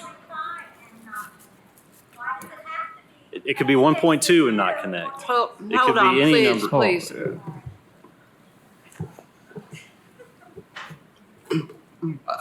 Commissioner Schoonmaker, can you enlighten me? I don't. Mr. Sanders is correct when you talk about the zoning. You can have one dwelling on 1 acre of ground. Okay? Now, the other thing is, and we go back to the statutory authority, the current growth plan that's in place today, that's been in place for 24 years, says in this rural area, the maximum density is 1.2 dwelling units per acre. Understand it. Wait, and we just all, as a combined body, unanimously passed the growth plan to move forward. And basically, the majority of that was to protect the rural character. What we're trying to do here is protect the rural character. It's not to take I understand that. 25 acres and put as many houses on it. I understand We're trying that. to protect the rural, and the road system doesn't even meet the county standards. Basically, drive down there and look at it. I understand that, Commissioner Schoonmaker. I understand that. What I'm asking is the applicant, the landowner, under whichever plan you want to pick and whichever condition you want to pick, has the ability to build on their land some homes. Yes. Yeah. And Mr. Snowden said they can apply to connect to that neighborhood today. And they can deal with their own sewer. And they can go through planning. And they will get all of those things because they're going to follow the law. So my point, is that correct? Yeah, but at a maximum of 1.2. Okay, great. So maximum. Okay. Say they put 10 houses in. Who cares? Yeah. My point is to the residents here, if this is a weighted decision and it doesn't fit perfectly, if the single most important thing to them is don't connect to our neighborhood and create a buffer, and the applicant is saying we're only going to do that if we get 2 units an acre because it's expensive to build a road, then that is a fair deal. Otherwise, the other alternative is they're going to connect to your neighborhood. That's Right. I'm just trying to explain that. Yeah, but in your analogy of using 10 homes, okay, to connect, that would be great. But they're asking for 60 homes to connect. They don't want any homes connected to their Well, neighborhood. they Promise could. you, none of them And- want to and- connect and to anything. That actually, the Channel Point subdivision, when that was developed, the guy that developed probably shouldn't have done what he did and put that cul-de-sac on the property line. And it's just one of those deals. But for us, and what we've just done recently by adopting the growth plan, we're restricted to 1.2 dwelling units per acre. We can't go above that if we're going to follow what we just passed unanimously. And my point is, if we follow exactly to that letter of the law, they are going to get exactly what they don't want. Yeah. And I'm saying that it doesn't always fit in a very single perfect box. And we will run into this time and time again. And there are times where we as a legislative body should say the most important thing is to respect the wishes of the adjoining neighbors and maybe give just a little bit of a tweak to the final decision, because that is more important than following a plan that is almost never going to be exactly right. That's my point. Unless the motion is made for 1.2 dwelling units with no connectivity. Yes. If that happens and that passes, then the applicant will say, we withdraw, we'll go back to the original plan and we'll just connect to the neighborhood. I think your neighbors are not going to get what they want, which is don't connect to us.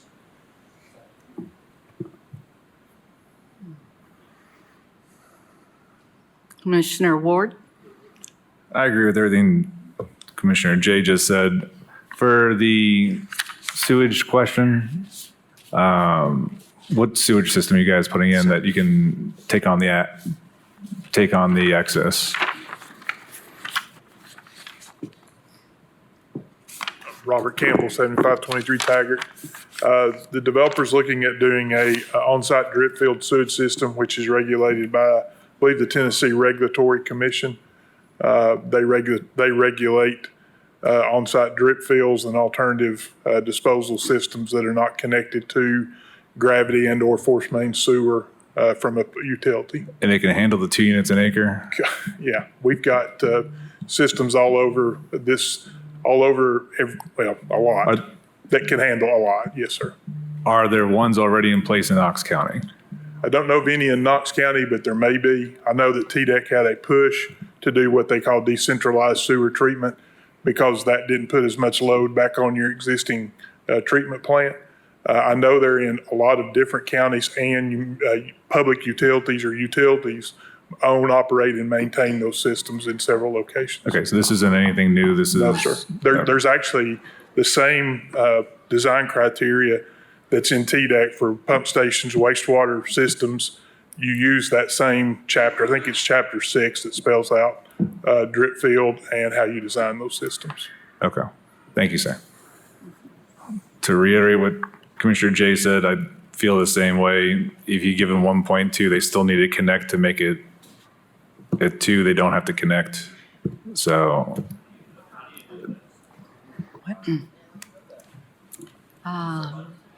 Commissioner, Very short. did you want to respond, Commissioner? Yeah, I just Okay. have one really small thing that I wanted to add, Commissioner Schoonmaker, and I'm trying to find a way forward that I think is the most important thing is to not connect to the neighborhood, because and this is why I'm concerned if you head towards that motion. Before this vote is taken, this applicant will stand up and say, I withdraw my application, which will turn into a denial, and they will end up exactly where they are today, and they will start connecting to the neighborhood in a week. That's why I think moving towards a deal in which they don't connect to the neighborhood is the most important thing to do, because that is the most heavily weighted decision we have. And if you head towards 1.2 units an acre with no connectivity, they're going to stand up and go, see ya, and they're going to connect to the neighborhood. We don't want that. So I just want to add that last little point. I don't know if they'll do it, but. Commissioner Frazier. Thank you, Madam Chair. I just want to remind the body, as we are a legislative body and we are to follow the law. The growth plan, and I understand what you're saying and I understand what Commissioner Ward is saying, but a commissioner cannot negotiate away from following the law. An applicant cannot negotiate away from following the law.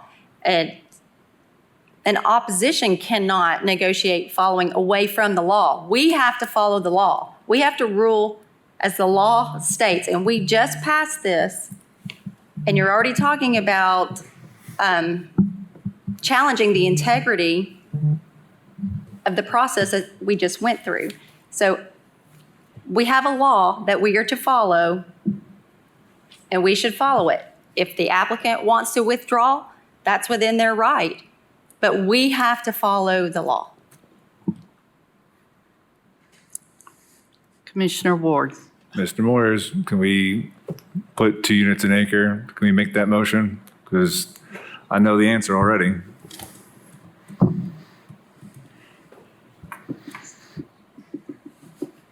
I'll repeat what I said earlier. The state statute that governs the growth plan states that once a growth plan is passed, all land use planning decisions must be consistent with that growth plan. Now, I've not independently calculated the density that leads us to. I don't know that Ms. Brooks has been asked or not. Planning staff certainly said 1. She said it's based on a number of considerations. Commissioner Frazier, I would rarely question her figuring on these things. My feeling is you have to make a decision that's consistent with the growth plan.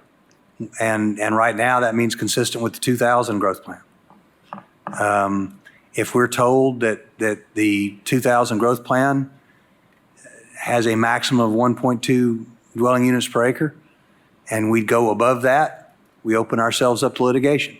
Can we win it?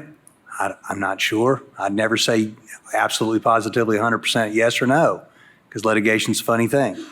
But I would say that if the people who understand these things, if Ms. Brooks says that under the 2000 growth plan, the maximum density that would be allowed in the rural zone, if you don't have sufficient sewerage infrastructure is 1.2, then 1.2 is consistent with the growth plan.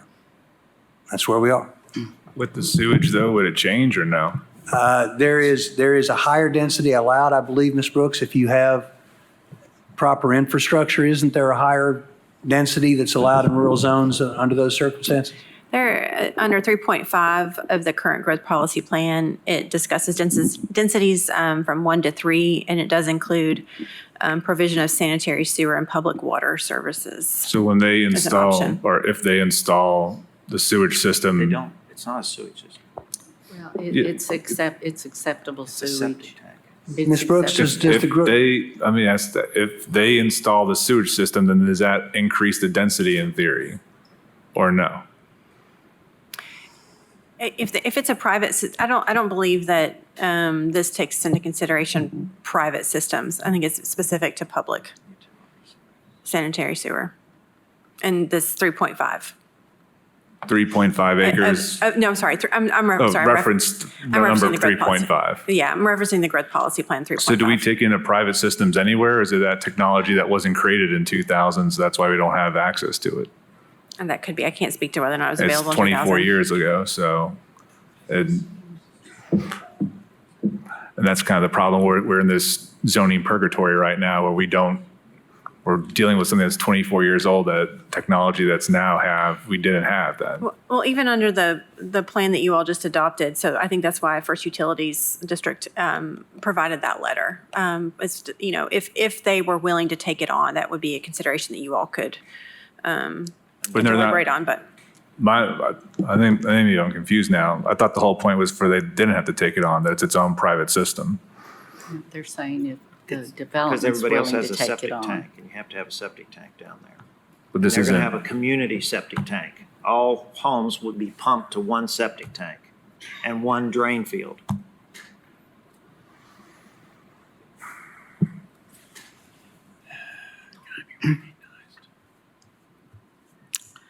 Well, I have a couple of comments to make. And I'm familiar with your area. It's beautiful. I mean, it's absolutely beautiful out there. I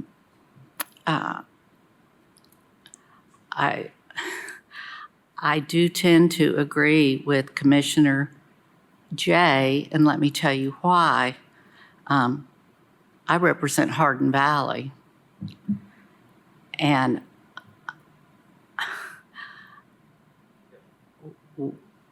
Carnes, and we have seen what is not good. we have seen, because maybe things didn't touch every point, that that what was offered was not accepted. And therefore, what we got, because it followed every point, was not near as good as what could have been. I do hear the connectivity issue. I really wish that you all would think that the potential of having even 30 houses back there or whatever that might be that will connect through that beautiful road that you have. You will have dump trucks for the next who knows how many years going through your road up and down every day. And there's no telling how long that might last as that back issue gets developed. And you know, you might think 2 per acre doesn't sound real good right now, but you know, at 1 per acre, that doesn't mean one big beautiful home per acre. There are other things that can go on that 1.2 per acre that may not make you real happy either. So I'm kind of okay, you've got this bird in the hand, and it's not a bad bird. It might not be exactly what you want, but it's pretty sweet because in the end, it pretty well avoids you. It avoids you. It stays out of your way, and it gives you plenty of buffer. So that really makes me lean toward what this clearly very responsible developer is willing to give and to do to develop. So that is very much my leaning on this. Commissioner Schoonmaker. Thank you, Madam Chair. I'm prepared to make a motion. I make a motion that we approve the planned residential zone with a density up to 1.2 dwelling units per acre on the condition that any new development on the property will not access Carvel Lane. Access will be provided either to Choto Road or to Choto Marina Way. Second. We have a motion on the floor by Schoonmaker, second by Frazier. Is there any further discussion on this? Commissioner Ward. I'll let Jay go first. I wanted to hear from the applicant before, but I'll let him speak first. I just have a question for Commissioner Moyers. Sorry. I just demoted you. I consider it a great honor, Commissioner Jay. If we can put, is that motion legal? Well, yeah, of course why would it not be? I'm just, it's a conditional, Yes, it's a It conditional. is a proper motion, yes. It's a conditional proper, Yes, it's a sir. proper motion with conditions. That is correct. So if that is legal, why is, you talked about if the conditions were put on it, you know, we would be open to litigation. That wasn't the problem. The problem was the explain that. density. The growth plan doesn't speak to conditions or the conditions you place on a rezoning. The problem was the density. I'm being told, like I said, again, I haven't confirmed this direct myself, but I hear it from Director Brooks that 1.2 is the maximum that would be allowed under the 2000 growth plan. Then if you go over that, it can become a problem if somebody wants to make it a problem. Now, that is dependent, to speak to something the Commissioner Ward said, that is dependent on what the definition of sanitary sewer is. Now, I don't know, as I sit here, whether the growth plan defines that term.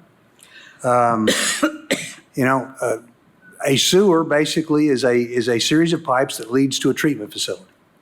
Now, I don't understand the technology that the engineer was talking about, but if the commission were to find that system meets the definition of the term sanitary sewer, if that term is not otherwise defined within the growth plan, then the commission could find that that higher density that's allowed where you have public water and sanitary sewer could be available. Now that's, again, I don't have the growth plan in front of me, and I don't know whether that term, Amy, do you know whether the term sanitary sewer is defined in the growth plan? I don't believe that that term is defined. Okay. So, you know, if we are talking about a new technology that did not exist in 2000, then this commission can look at that technology and decide for itself whether it constitutes a sanitary sewer. If the commission were to find that's the case, Daniel, you step in. As far as I'm concerned, is it defined? If you read a little bit further down the I'm not reading anything. I don't have it in front of me. Go. section 3.5, where it talks about sanitary sewers, the intent of the section to allow extensions of low-density residential development into rural areas when urban services, sanitary sewer, water, and adequate roads become available. I mean, it clearly to me indicates that. So that does seem to suggest that it has to be what would traditionally be known as a sanitary sewer. You know, it is problematic when we develop new technologies, but that does seem to talk about extensions from existing sanitary sewers as a condition. We ran the same thing with Thunder Mountain a couple of years ago. So, you know, without sanitary sewer, you are under the 2000 growth plan under a lower density requirement than you are with it, and that's just where we are. So, Okay. I would like to hear from the applicant too, but I think that's where you're heading. Thank you, Mr. That's where I was going first, and then I have afterwards.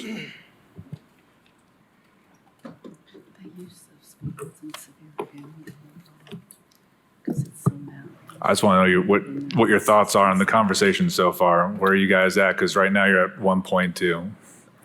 Okay, so the section 3.3 of the growth policy plan, I agree that the statute does say it has to be consistent, or shall be consistent. Land use decisions shall be consistent with the growth policy plan. The statute regarding general plans says land use decisions shall be consistent with the general plan, the general comprehensive land use plan. So case law has addressed this, specifically a case out of Knox County, Benson versus Knox County, where it dealt with the consistency aspect, and it was on the comprehensive land use plan. And the consistency was how it had been applied by the local planning body, the local legislative body. And so although there were comments and plan requirements that you not develop on certain hillsides, certain slopes, you stay away from them, it had been reflected over years that had not been applied. It was inconsistent to apply that. And where I'm going with is literally a few months ago, and Commissioner Hill, I'm sure you remember this because it's in the Nature's Best Organics property. It was a large tract. It's a little shy of 200 acres. And, you know, somewhat interested or shocked to see it in our staff report that it specifically identified the section 3.3 because this one was about a month before ours that had the similar characteristics that ours had. There was no reference to section 3.3. That property, other than size, was completely comparable. Rural area of the growth plan. It had to get a sector plan from ag to rural residential, and then PR, it applied for 3 units per acre. And so the recommendation was 3 units per acre, subject to one condition, and that condition was the plan. It was staff recommendation was consistent to 3 dwelling units per acre because it is consistent with the growth policy plan guidelines, subject to one condition: non-disturbance of slopes greater than 25%. That property, of the 190 some odd acres, the slopes, as we've talked about here under the section 3.3, 15 to 25%, close to 50 acres of that was sloped 15 to 25%. That was calculated at a density under the hillside guidelines calculations at given 2 units an acre. That's obviously more than what's been referenced here under section 3.3. The 25% slope to 40% slope, close to 60 acres. So again, very comparable property from the sense of the slope, the analysis of the 3.3, the limitations that are being relied on or cited to here were not applied there. Therefore, applying Benson versus Knox County in this consistency requirement is, yes, it has to be consistent, but it also has to be consistently applied. And when it hasn't been consistently applied, you apply it, it gets applied as how it has been applied over the years. And that's what the Court of Appeals held in Benson versus Knox County when dealing with hillside protection, slope, and ridgetop. So we submit that it does satisfy the statutory definition that it be consistent with the growth policy plan. Consistent 100%? No, but consistent is consistent. And this is consistent. It's consistently been applied this way over the years and years. Okay. I don't know if that answers your question. It kind of does to some degree. I'm going to make a substitute motion. I'm going to take substitute motion, 1.9 units an acre, PR, no access to the other neighborhood, access to two other roads, Chodo Road and the Marina Road.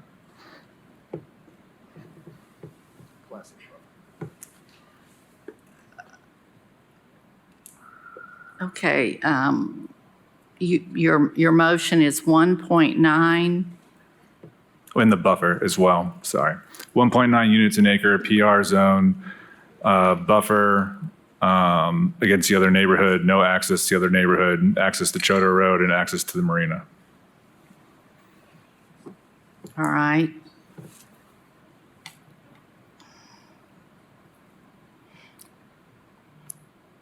I'll second that. So we have a substitute motion on the floor made by Ward, seconded by Hill, at 1.9 per acre. The buffer, as previously stated, and no access, or access only from Chodo Road. And the marina. And the marina. All right. I believe we probably will. Oh, do we have discussion on that one? I do. I'm sorry. Okay. I have to ask. Mr. Moyers, is that, in your opinion, substitute motion, Probably not. open it up to direct litigation? You know, I mean, given the discussion about sewer and everything, I'm trying to get a clarifying question, so. I'm passingly familiar with the Benson case. I don't have it right in front of me right now. I don't know whether Benson involved the provision of sewerage services and the rest of it. Zoning is a legislative act. You have some discretion within it. The word consistent is kind of a slippery word. I've told you what the state requirements are. You've been told what, under the growth plan, the max is to be. The planning commission, which is put in place to analyze these things, found 2 was appropriate. I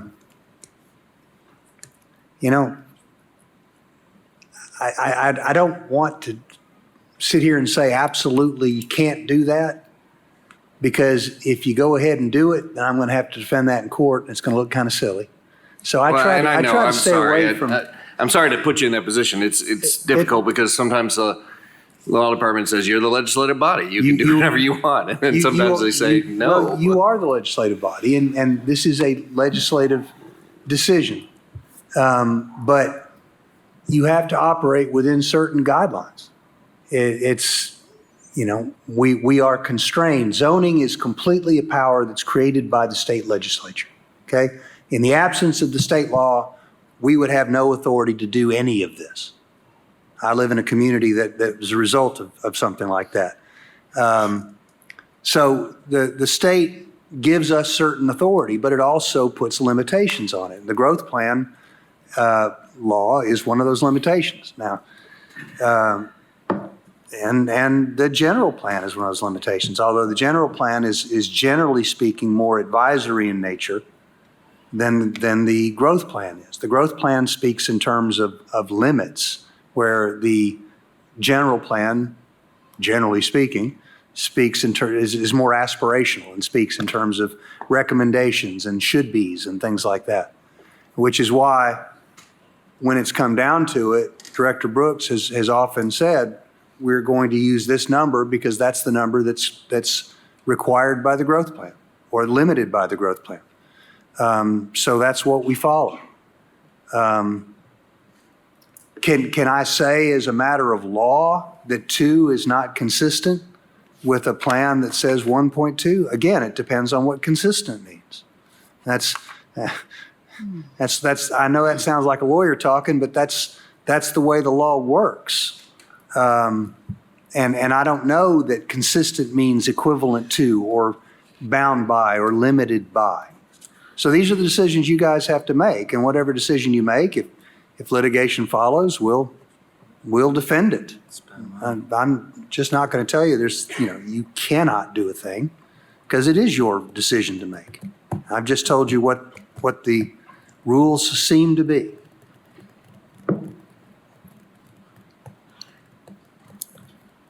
Commissioner Schoonmaker. Thank you, Madam Chair. And because you mentioned the growth plan, under today's standards, like you said, it's 1.2. If we took a 30-day postponement and the state approves it in June, then they would be allowed to have 1 unit per acre, thanks to the work that Richie Beeler did to protect the rural community. Isn't that correct? Yes, that's correct. Thank you. Commissioner Ward. So Duncan Boat Dock is in my district. Everything around it is 1 unit an acre, rural agriculture, except for one piece of property which is directly adjacent to this, to the boat dock. That's 4 units an acre. Same situation as this. Same thing happened when that was passed many, many moons ago now.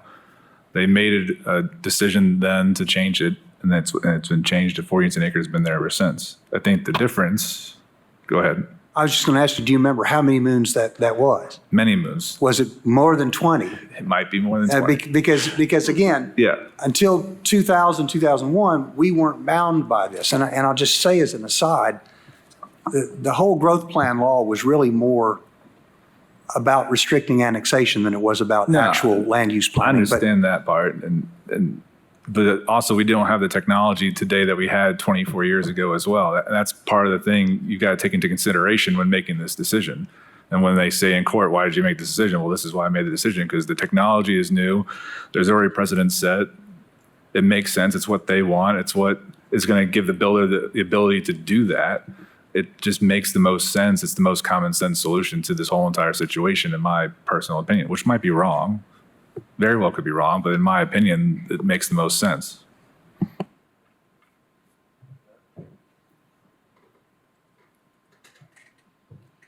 All right, seeing no other lights. We have a substitute motion on the floor for 1.9 with caveats that had mentioned, basically, but the main components are 1.9 per acre with no access through Caravel Road. And, yes, correct, and existing, and proposed buffer.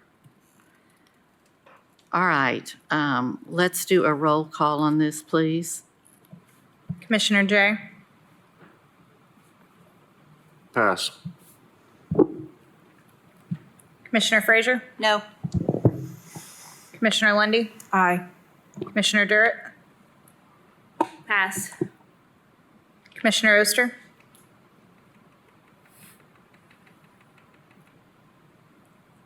Aye. Commissioner Ward? Aye. Commissioner Schoonmaker? No. Commissioner Hill? Aye. Commissioner Lee? No. Commissioner Beeler? No. Commissioner Daly? No. Would the passes want to change their vote?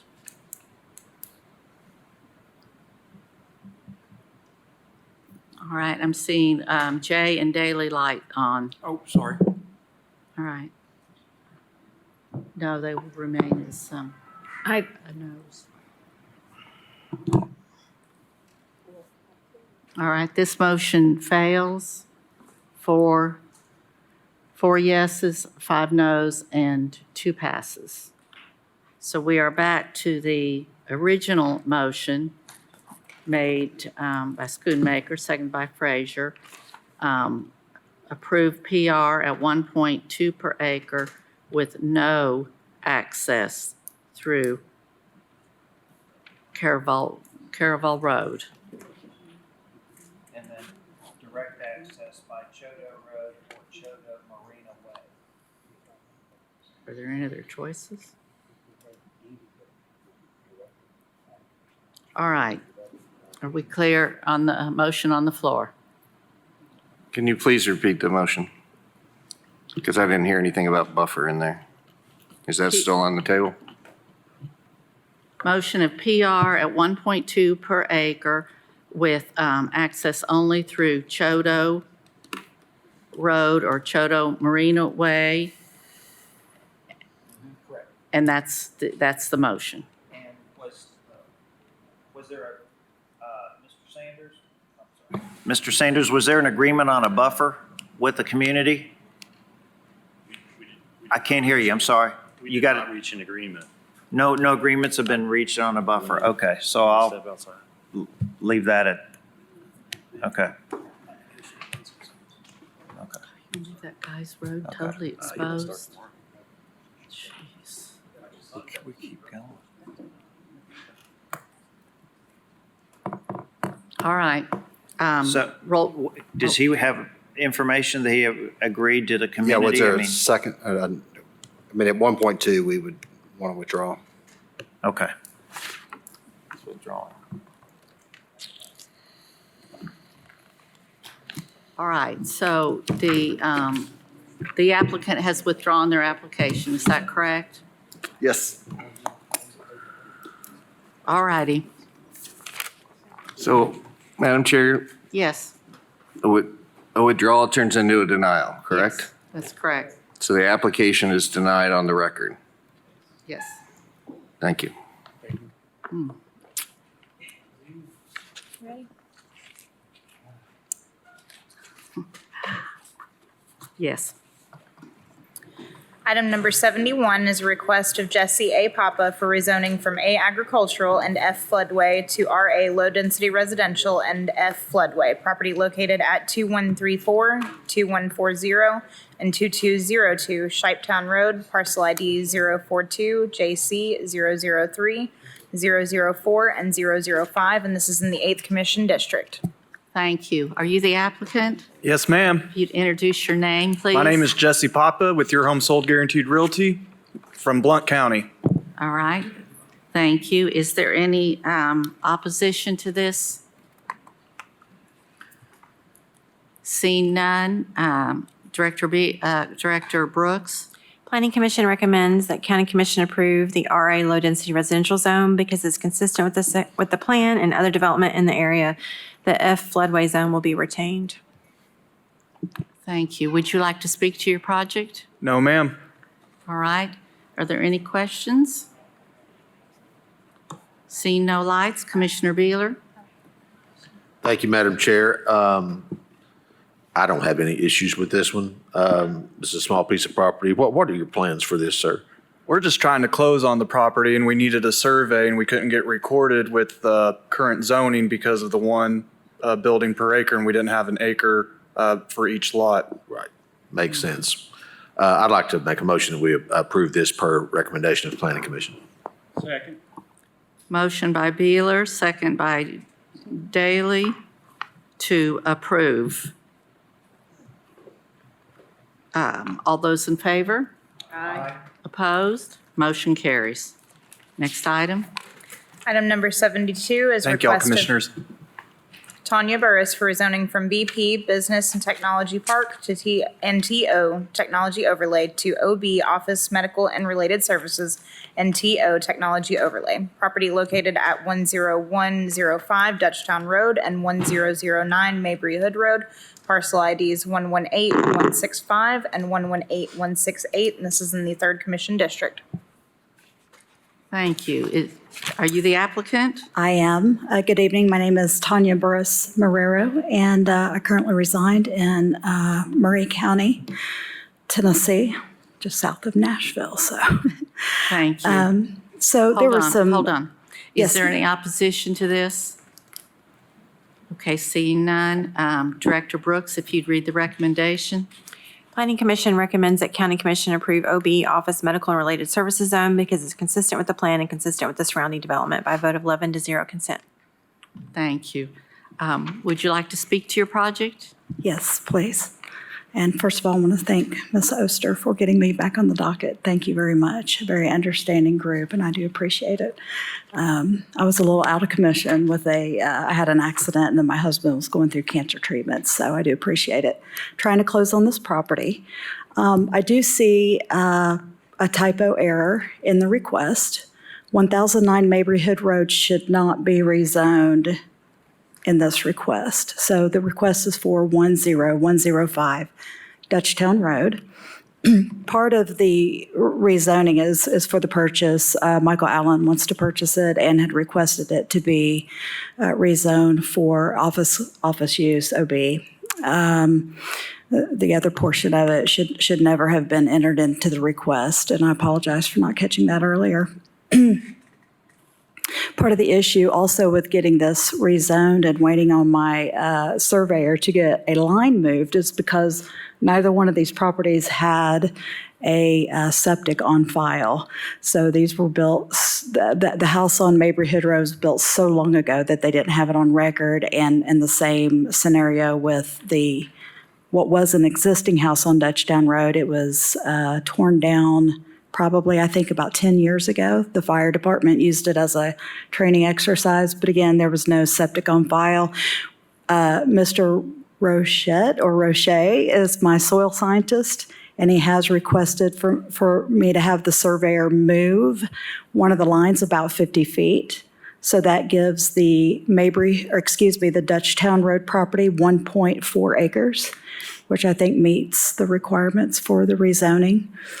And again, it'll end up being about 3/4 of an acre for the Mabry Hood Road, which needs to remain residential zoning. It needs to stay the same. So that is pretty much it for this piece of property. Thank you. Yes. Are there any questions or comments? Seeing no lights, Commissioner Oster? It's so nice to meet you personally. Yeah, thank you so much. You are guys have so been wel- very helpful through this is a very interesting learning process, and I'm sure I'll have a learning process in Nashville. So I wish they took the growth plan as seriously as they did here. So we're seeing obviously very intense growth there, and I do flip houses, and I'm building houses there. So it's an interesting place to be growing in that sector. So Well, that's a learning curve for all of us. You can yes, tell we ma'am. learn on the job tonight. Yes. So I'm going to make this pretty quick and easy for everybody. My motion is to approve the OB and TO zone because it is consistent with the sector plan and surrounding development on 10105 Dutchtown Road. Correct. Motion by Oster, second by Daly. Is there any discussion? Commissioner Jay? I don't often see, thank you, Madam Chair, I don't often see Mr. Snowden and Ms. Brooks have, like, can that be done? Is that okay? You guys have this look of like confusion. Are you looking at something else completely?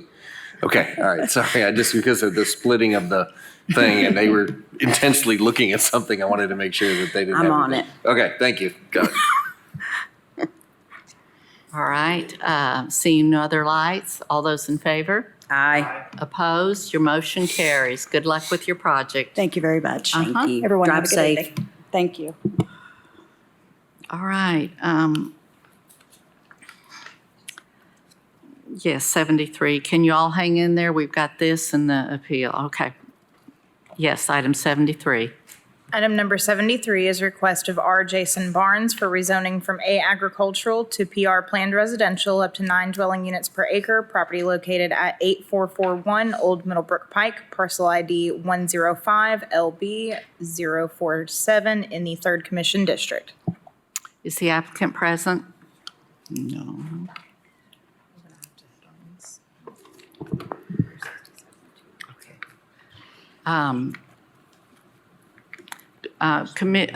Director Brooks, what was the situation with this one? I believe you said it. Yes, so this one, I can explain it without confusing everyone. So Mr. Barnes had previously applied last year for PR up to 9. Per this application, it was approved by Planning Commission.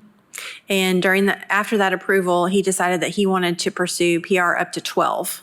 So he had requested that this be postponed, and he submitted a new application because at that point he couldn't amend this application because it had already been approved by the Planning Commission. So he submitted a new one to you all, which you approved last month at PR up to 9. So we have told him that this application, this is no longer needed, but he did not want to take it off the agenda. All right. Director Moyers, what do you advise? I mean, I would advise you remove it from the agenda. just, okay. Yeah.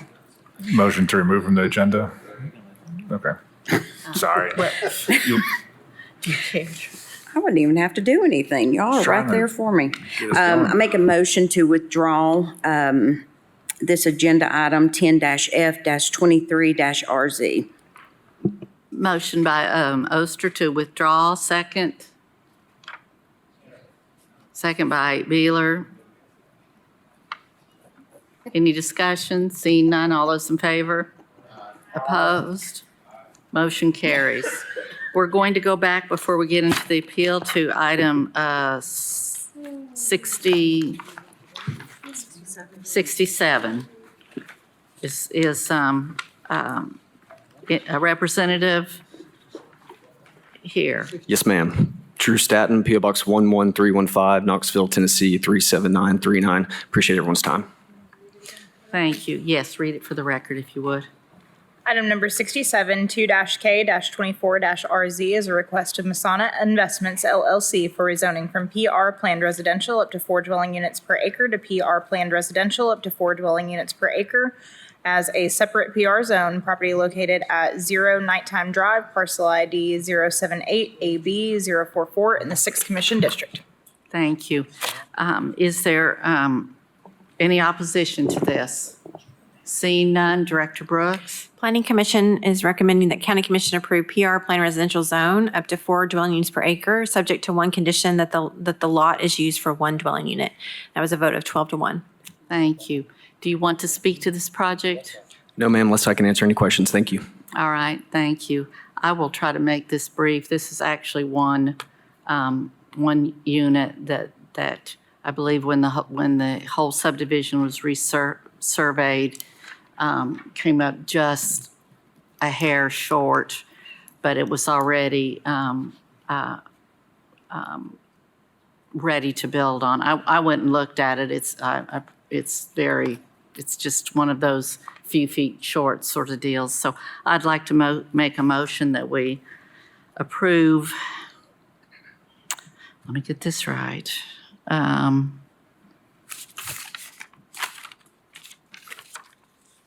I'd like to make a motion that we approve the recommendation of the Planning Commission at 4. Thank you. Motion by Hill, second by Ward. Any discussion? Commissioner Frazier. Thank you, Madam Chair. Director Brooks, can you explain, the staff recommended denial because they said it would make the Dorchester subdivision non-compliant with the approved zoning density of 4. So how do we handle that? That's correct. This one is a challenging one because when you look at the request, I mean, they're really just asking to build one house on, I don't think that it would create any issues for the subdivision, but technically, the subdivision has a max density of 4 dwelling units per acre, and this would have pushed it just slightly over, and we don't round up. We only round down.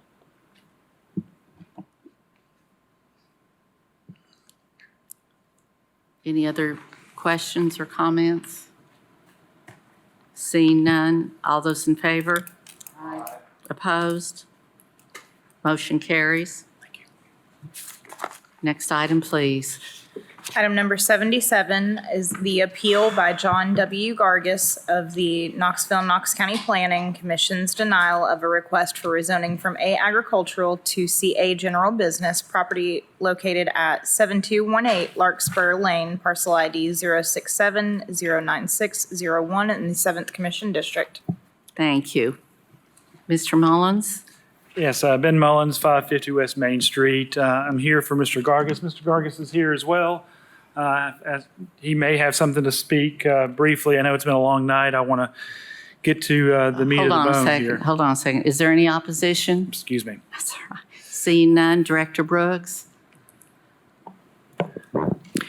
Planning Commission recommends denial of the CA general business zone because it's not compatible with the surrounding development and would encroach into a residential area by a vote of 13-0.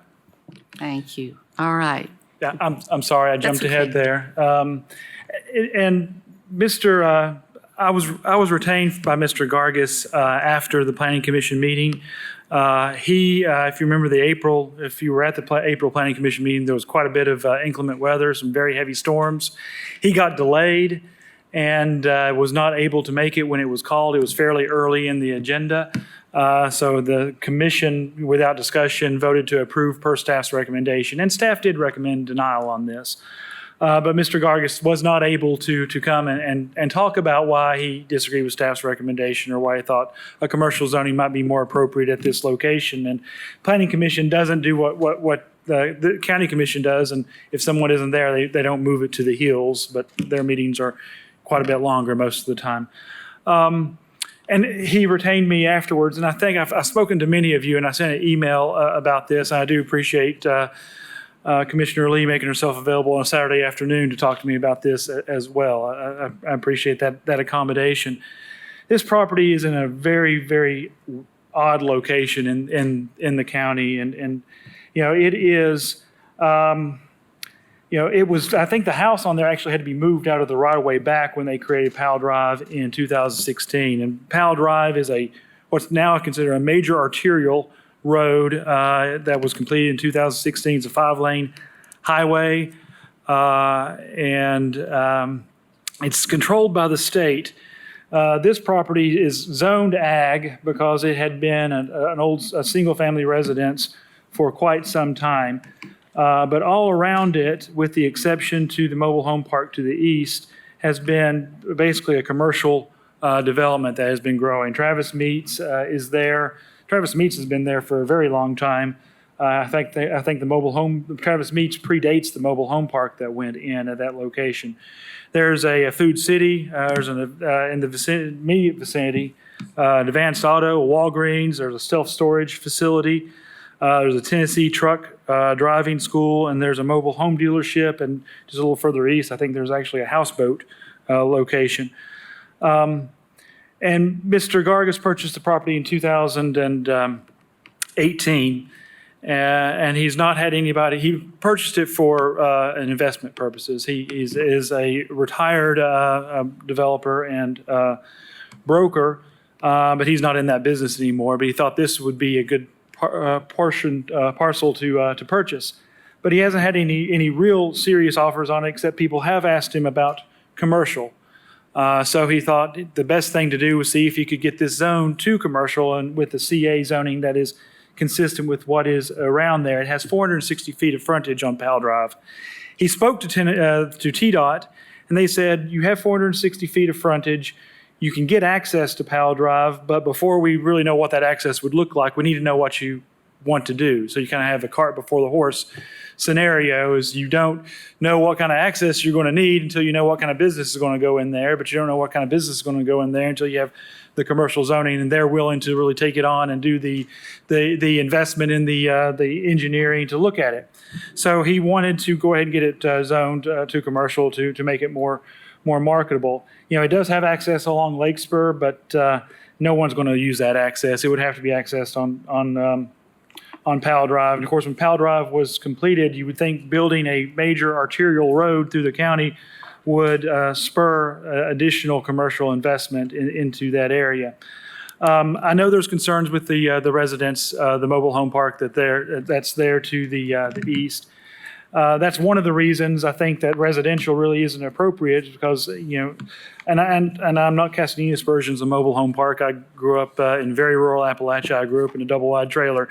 So I'm not saying anything bad about mobile home parks, but it is not the type of area where people really want to come in and invest a lot of high-end housing. So that's one of the reasons. And since 2020 in particular, when we've had a huge influx of people coming in, you have a huge influx of residential areas needed. No one's looked at this property and said, let's make this PR at 3 units an acre or whatever else. It just is not really marketable for something like that. So I think a small commercial development would be more consistent with that area as it's growing and trending. And we can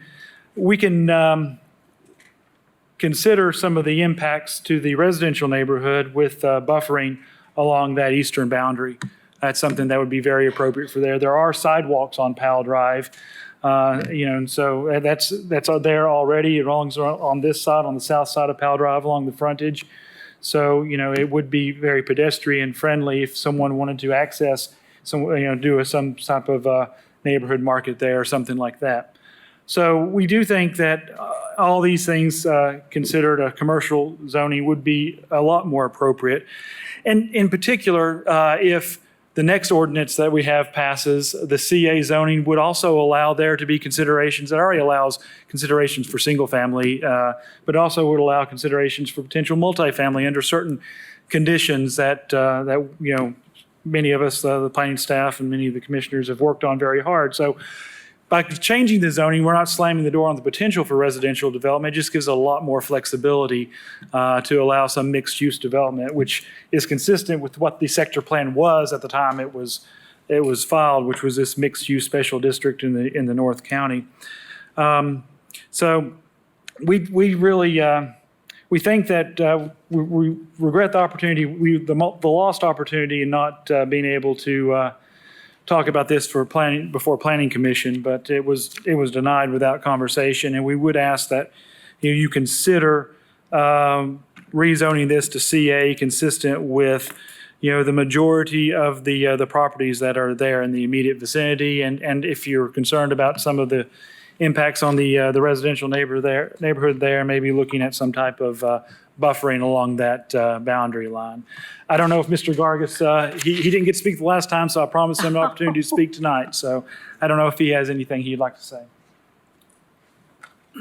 John Gargis, Larkspur Lane, Knoxville, Tennessee. Mr. Shoemaker I'm one of his constituents out there. Yes, sir. And I'm sorry about not being able the first time.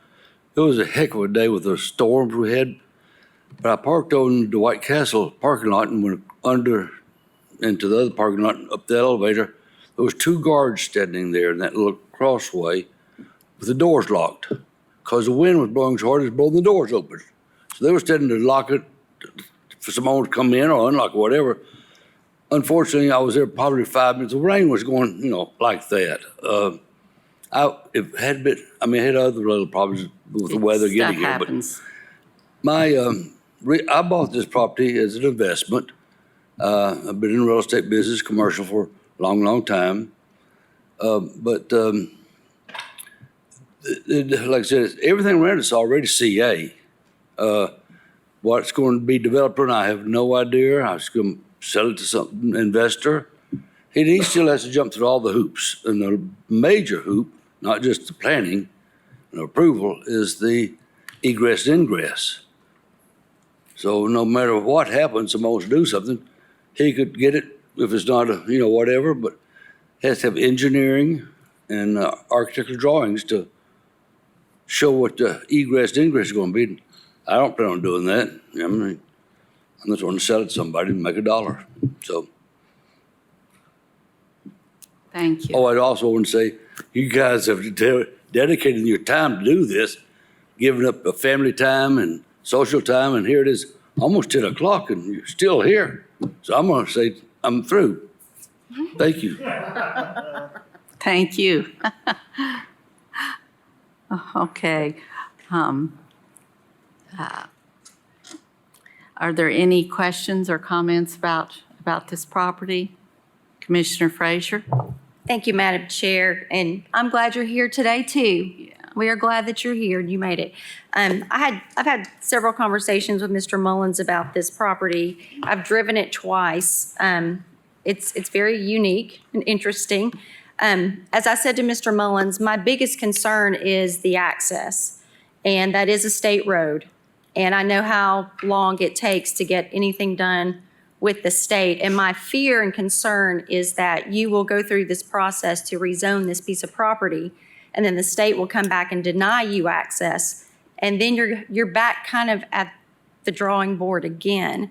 I typically don't like to rezone a piece of property without knowing that it has good access. And TDOT has stated they have issues with the site distance. So I'm very concerned about the access. My other question is, was neighborhood commercial something that was discussed or considered? Commissioner Frazier, after we had that conversation on the neighborhood commercial, I did talk to Mr. Gargis, and we are concerned about just limiting to, I don't know why neighborhood commercial has a 5,000 square foot limitation for a building, but it does. And so we're limited with that and concerned that that might limit the possibilities. I don't know. I mean, this really isn't at an intersection. It's more, in the middle of it. Typically, neighborhood commercial, you see it at an intersection. And the other thing is that, the neighborhood commercial wouldn't allow considerations for residential, where the CA, if the next ordinance passes, would. So we think the CA would be better. Regarding the site distance, Mr. Gargis did have conversations with TDOT. His recollection of those conversations are slightly different than what staff's report says. That they would grant access, but the type of access may depend on the intensity of the use. So I know you have reluctance on granting a zoning without knowing what the use is, but there's zones out there all the time for vacant lots that aren't developed yet, and that's a risk that Mr. Gargis is willing to take upon himself. Also, CA doesn't require any landscaping or lighting. And so if you were doing something that is commercial, I would hope that you would be willing to. That's why I suggested that this body has the authority to impose a landscaping buffer along the residential boundary, which is within your authority. There's partial there now, and it's been there for, I'd say 8 to 10, maybe 20 years. But the house was sitting where the interstate is, where the road is. In the back there is. There. Thank you. Those are my questions. Thank you. Commissioner Ward? Mr. Moyers, can we say pending access to the state highway?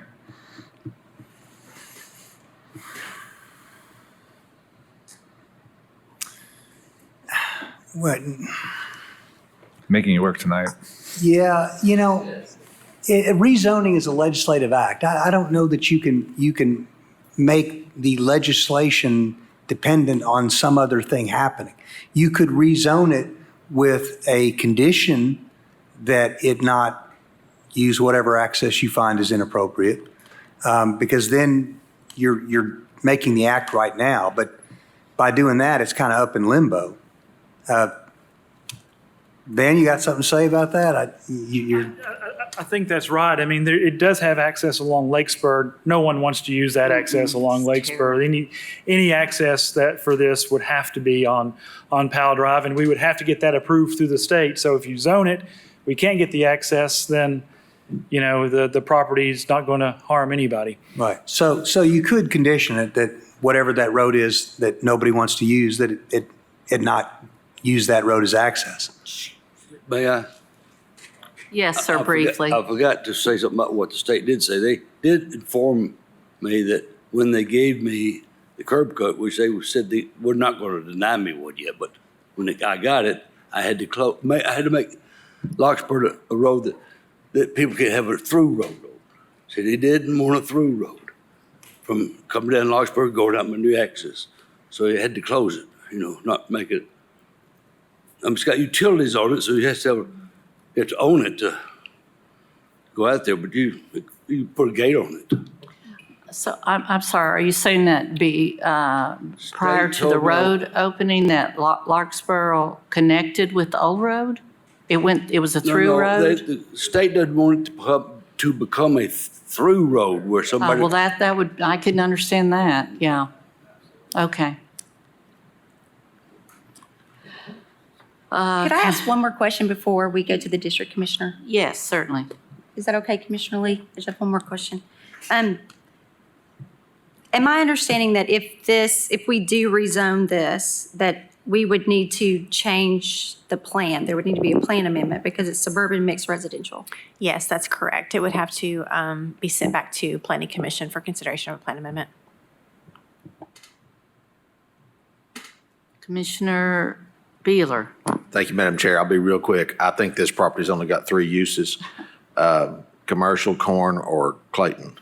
Yeah. Nobody's going to build houses on this. Yeah. It's either going to get zoned commercial or it's going to have to be planted in corn or somebody going to put trailers on it because that's it. So. Commissioner Lee. Thank you, Madam Chair. This will be one time that I will go on record agreeing with Planning Commission. I like Mr. Mullins. If you go over to this place, there's 50-plus mobile homes. They mow their grass. Big wheels are sitting in the yard, little bicycles. The Food City is across Powell Drive. It's not right behind it. This is a little community that I think is more appropriate for more mobile homes. We need housing there. We don't need business there. This backs up to Powell Drive, which is a lot of traffic. It would devastate this little mobile home park. There's a lot of people that live there that cannot afford to buy a house. And I think we would be taking away their home. I mean, Travis Meats is not too far from there, but there's a little lane that goes down there, so it's separated. But I would agree, and I would not support rezoning this at all.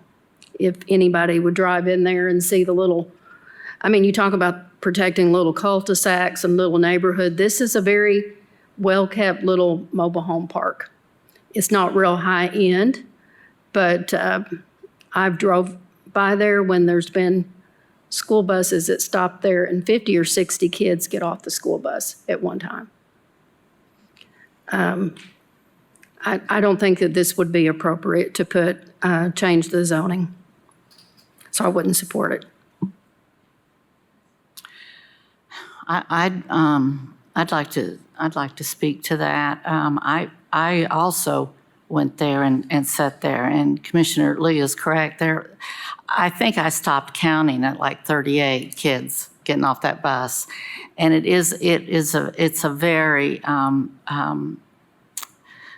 well-kept mobile home community, and certainly serves a need. I guess where I would disagree is that because there cannot be and will not be any access from that side, I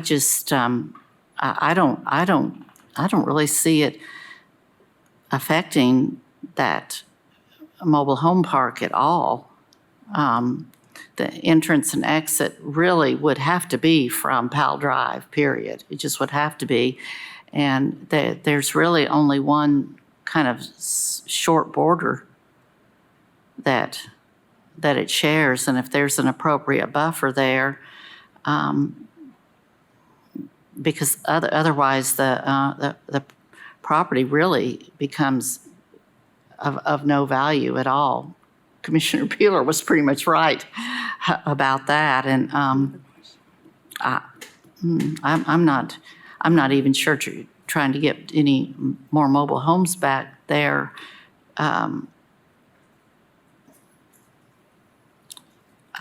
Because you sure wouldn't access it off of Larkspur. That's just about impossible. That's was my observation. Commissioner Frazier? I was just kidding. I do have one more question. Director Brooks, what zones are appropriate for suburban mixed residential?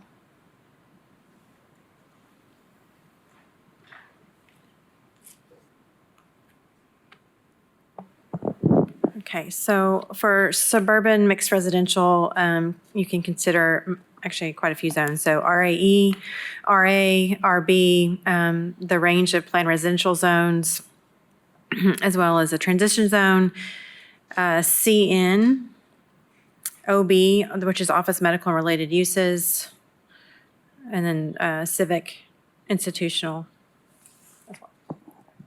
Mr. Mullins, would you or your client consider any of those? Well, and kind of, It's you know, just, when we filed the application, the sector plans were in place for this mixed-use special district where the CA was allowed at that, which is the reason we considered that.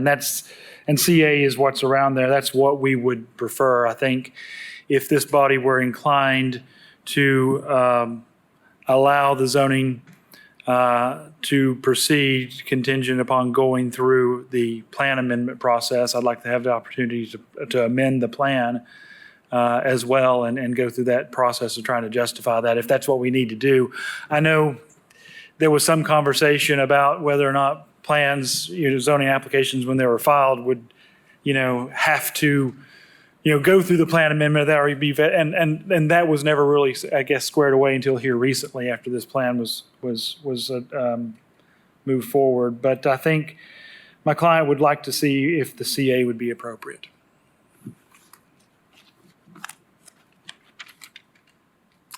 All right, I see no other lights. Commissioner Lee, the floor is yours. I would make a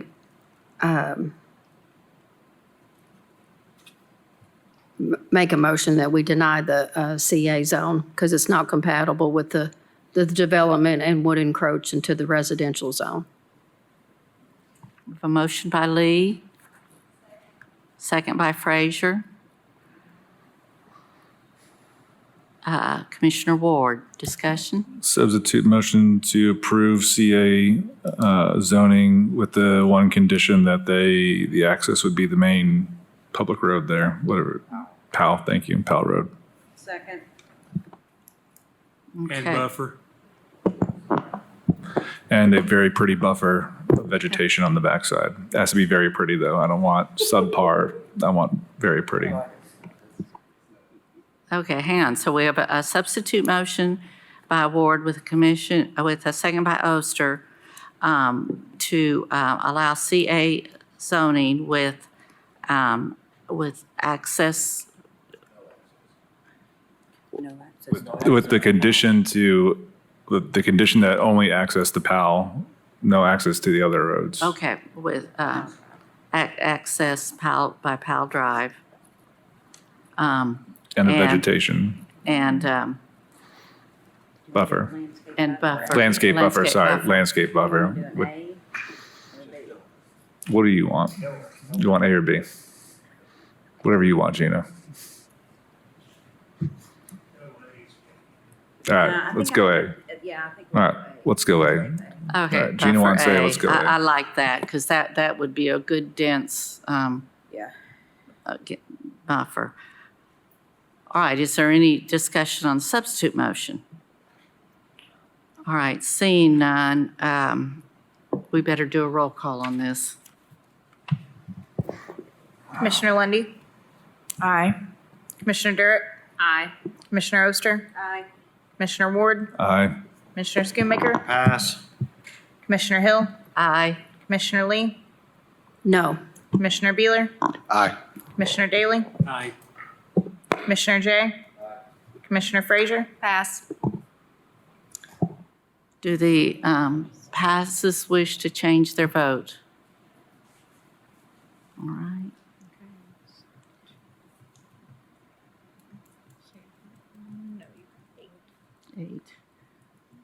8, 1, and 2, or 8, 1, and 1. Motion passes, 8, 1, and 2. All right, next item, please. Item number 78 is ordinance O-24-5-102, amending the Knox County Code, Appendix A zoning, Article 5 zone regulations, Sections 5.31 and 5.32, CA general business and CB business and manufacturing zones respectively, adding clinics, medical offices, dental offices, and other medical uses of a similar nature and size, and multi-dwelling developments and structures with a density of up to 12 dwelling units per acre as a permitted use, and multi-dwelling developments and structures with a density above 12 dwelling units per acre as uses permitted on review, and amendments to Article 2 definitions, Section 2.20 specific terms to add a definition for upper level dwellings. This is amending ordinance number O-90-9-130 adopted September 10th, 1990 as amended, and this is on first reading. Thank you. Motion by Daley, second by Ward to approve is written. I have one speaker signed up for this, Mr. Mullins. I did sign up to speak. That was before it was 9:57 PM. I am happy with this change. I was able to be part of the process with Commissioner Frazier. I know several others. You made the appointments, made the meetings, and worked with Kevin Murphy. And so when you see people from the development community and the neighborhood advocate community coming together and agreeing on one thing, then that's usually a very good thing. So I would ask that you approve it. Thank you. Thank you. Is there any discussion?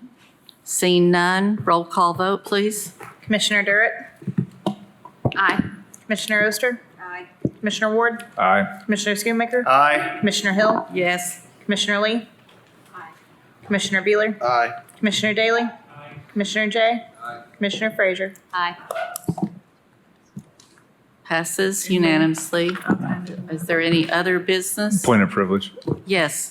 We need to have a public hearing on that before we have the second vote. Can we schedule that now by chance? If it's, or if you want to do it at the next meeting? We need to find out what's open probably. Yeah. Thank you. I will do my best to perhaps schedule this right before Our new voting meeting. our new voting meeting. I don't think it will take probably 5 minutes. Drusilla, if you would help remind me of that, please. And to spare you all, you're not going to get my words of wisdom this month, but you're going to get 2 next month. We are adjourned.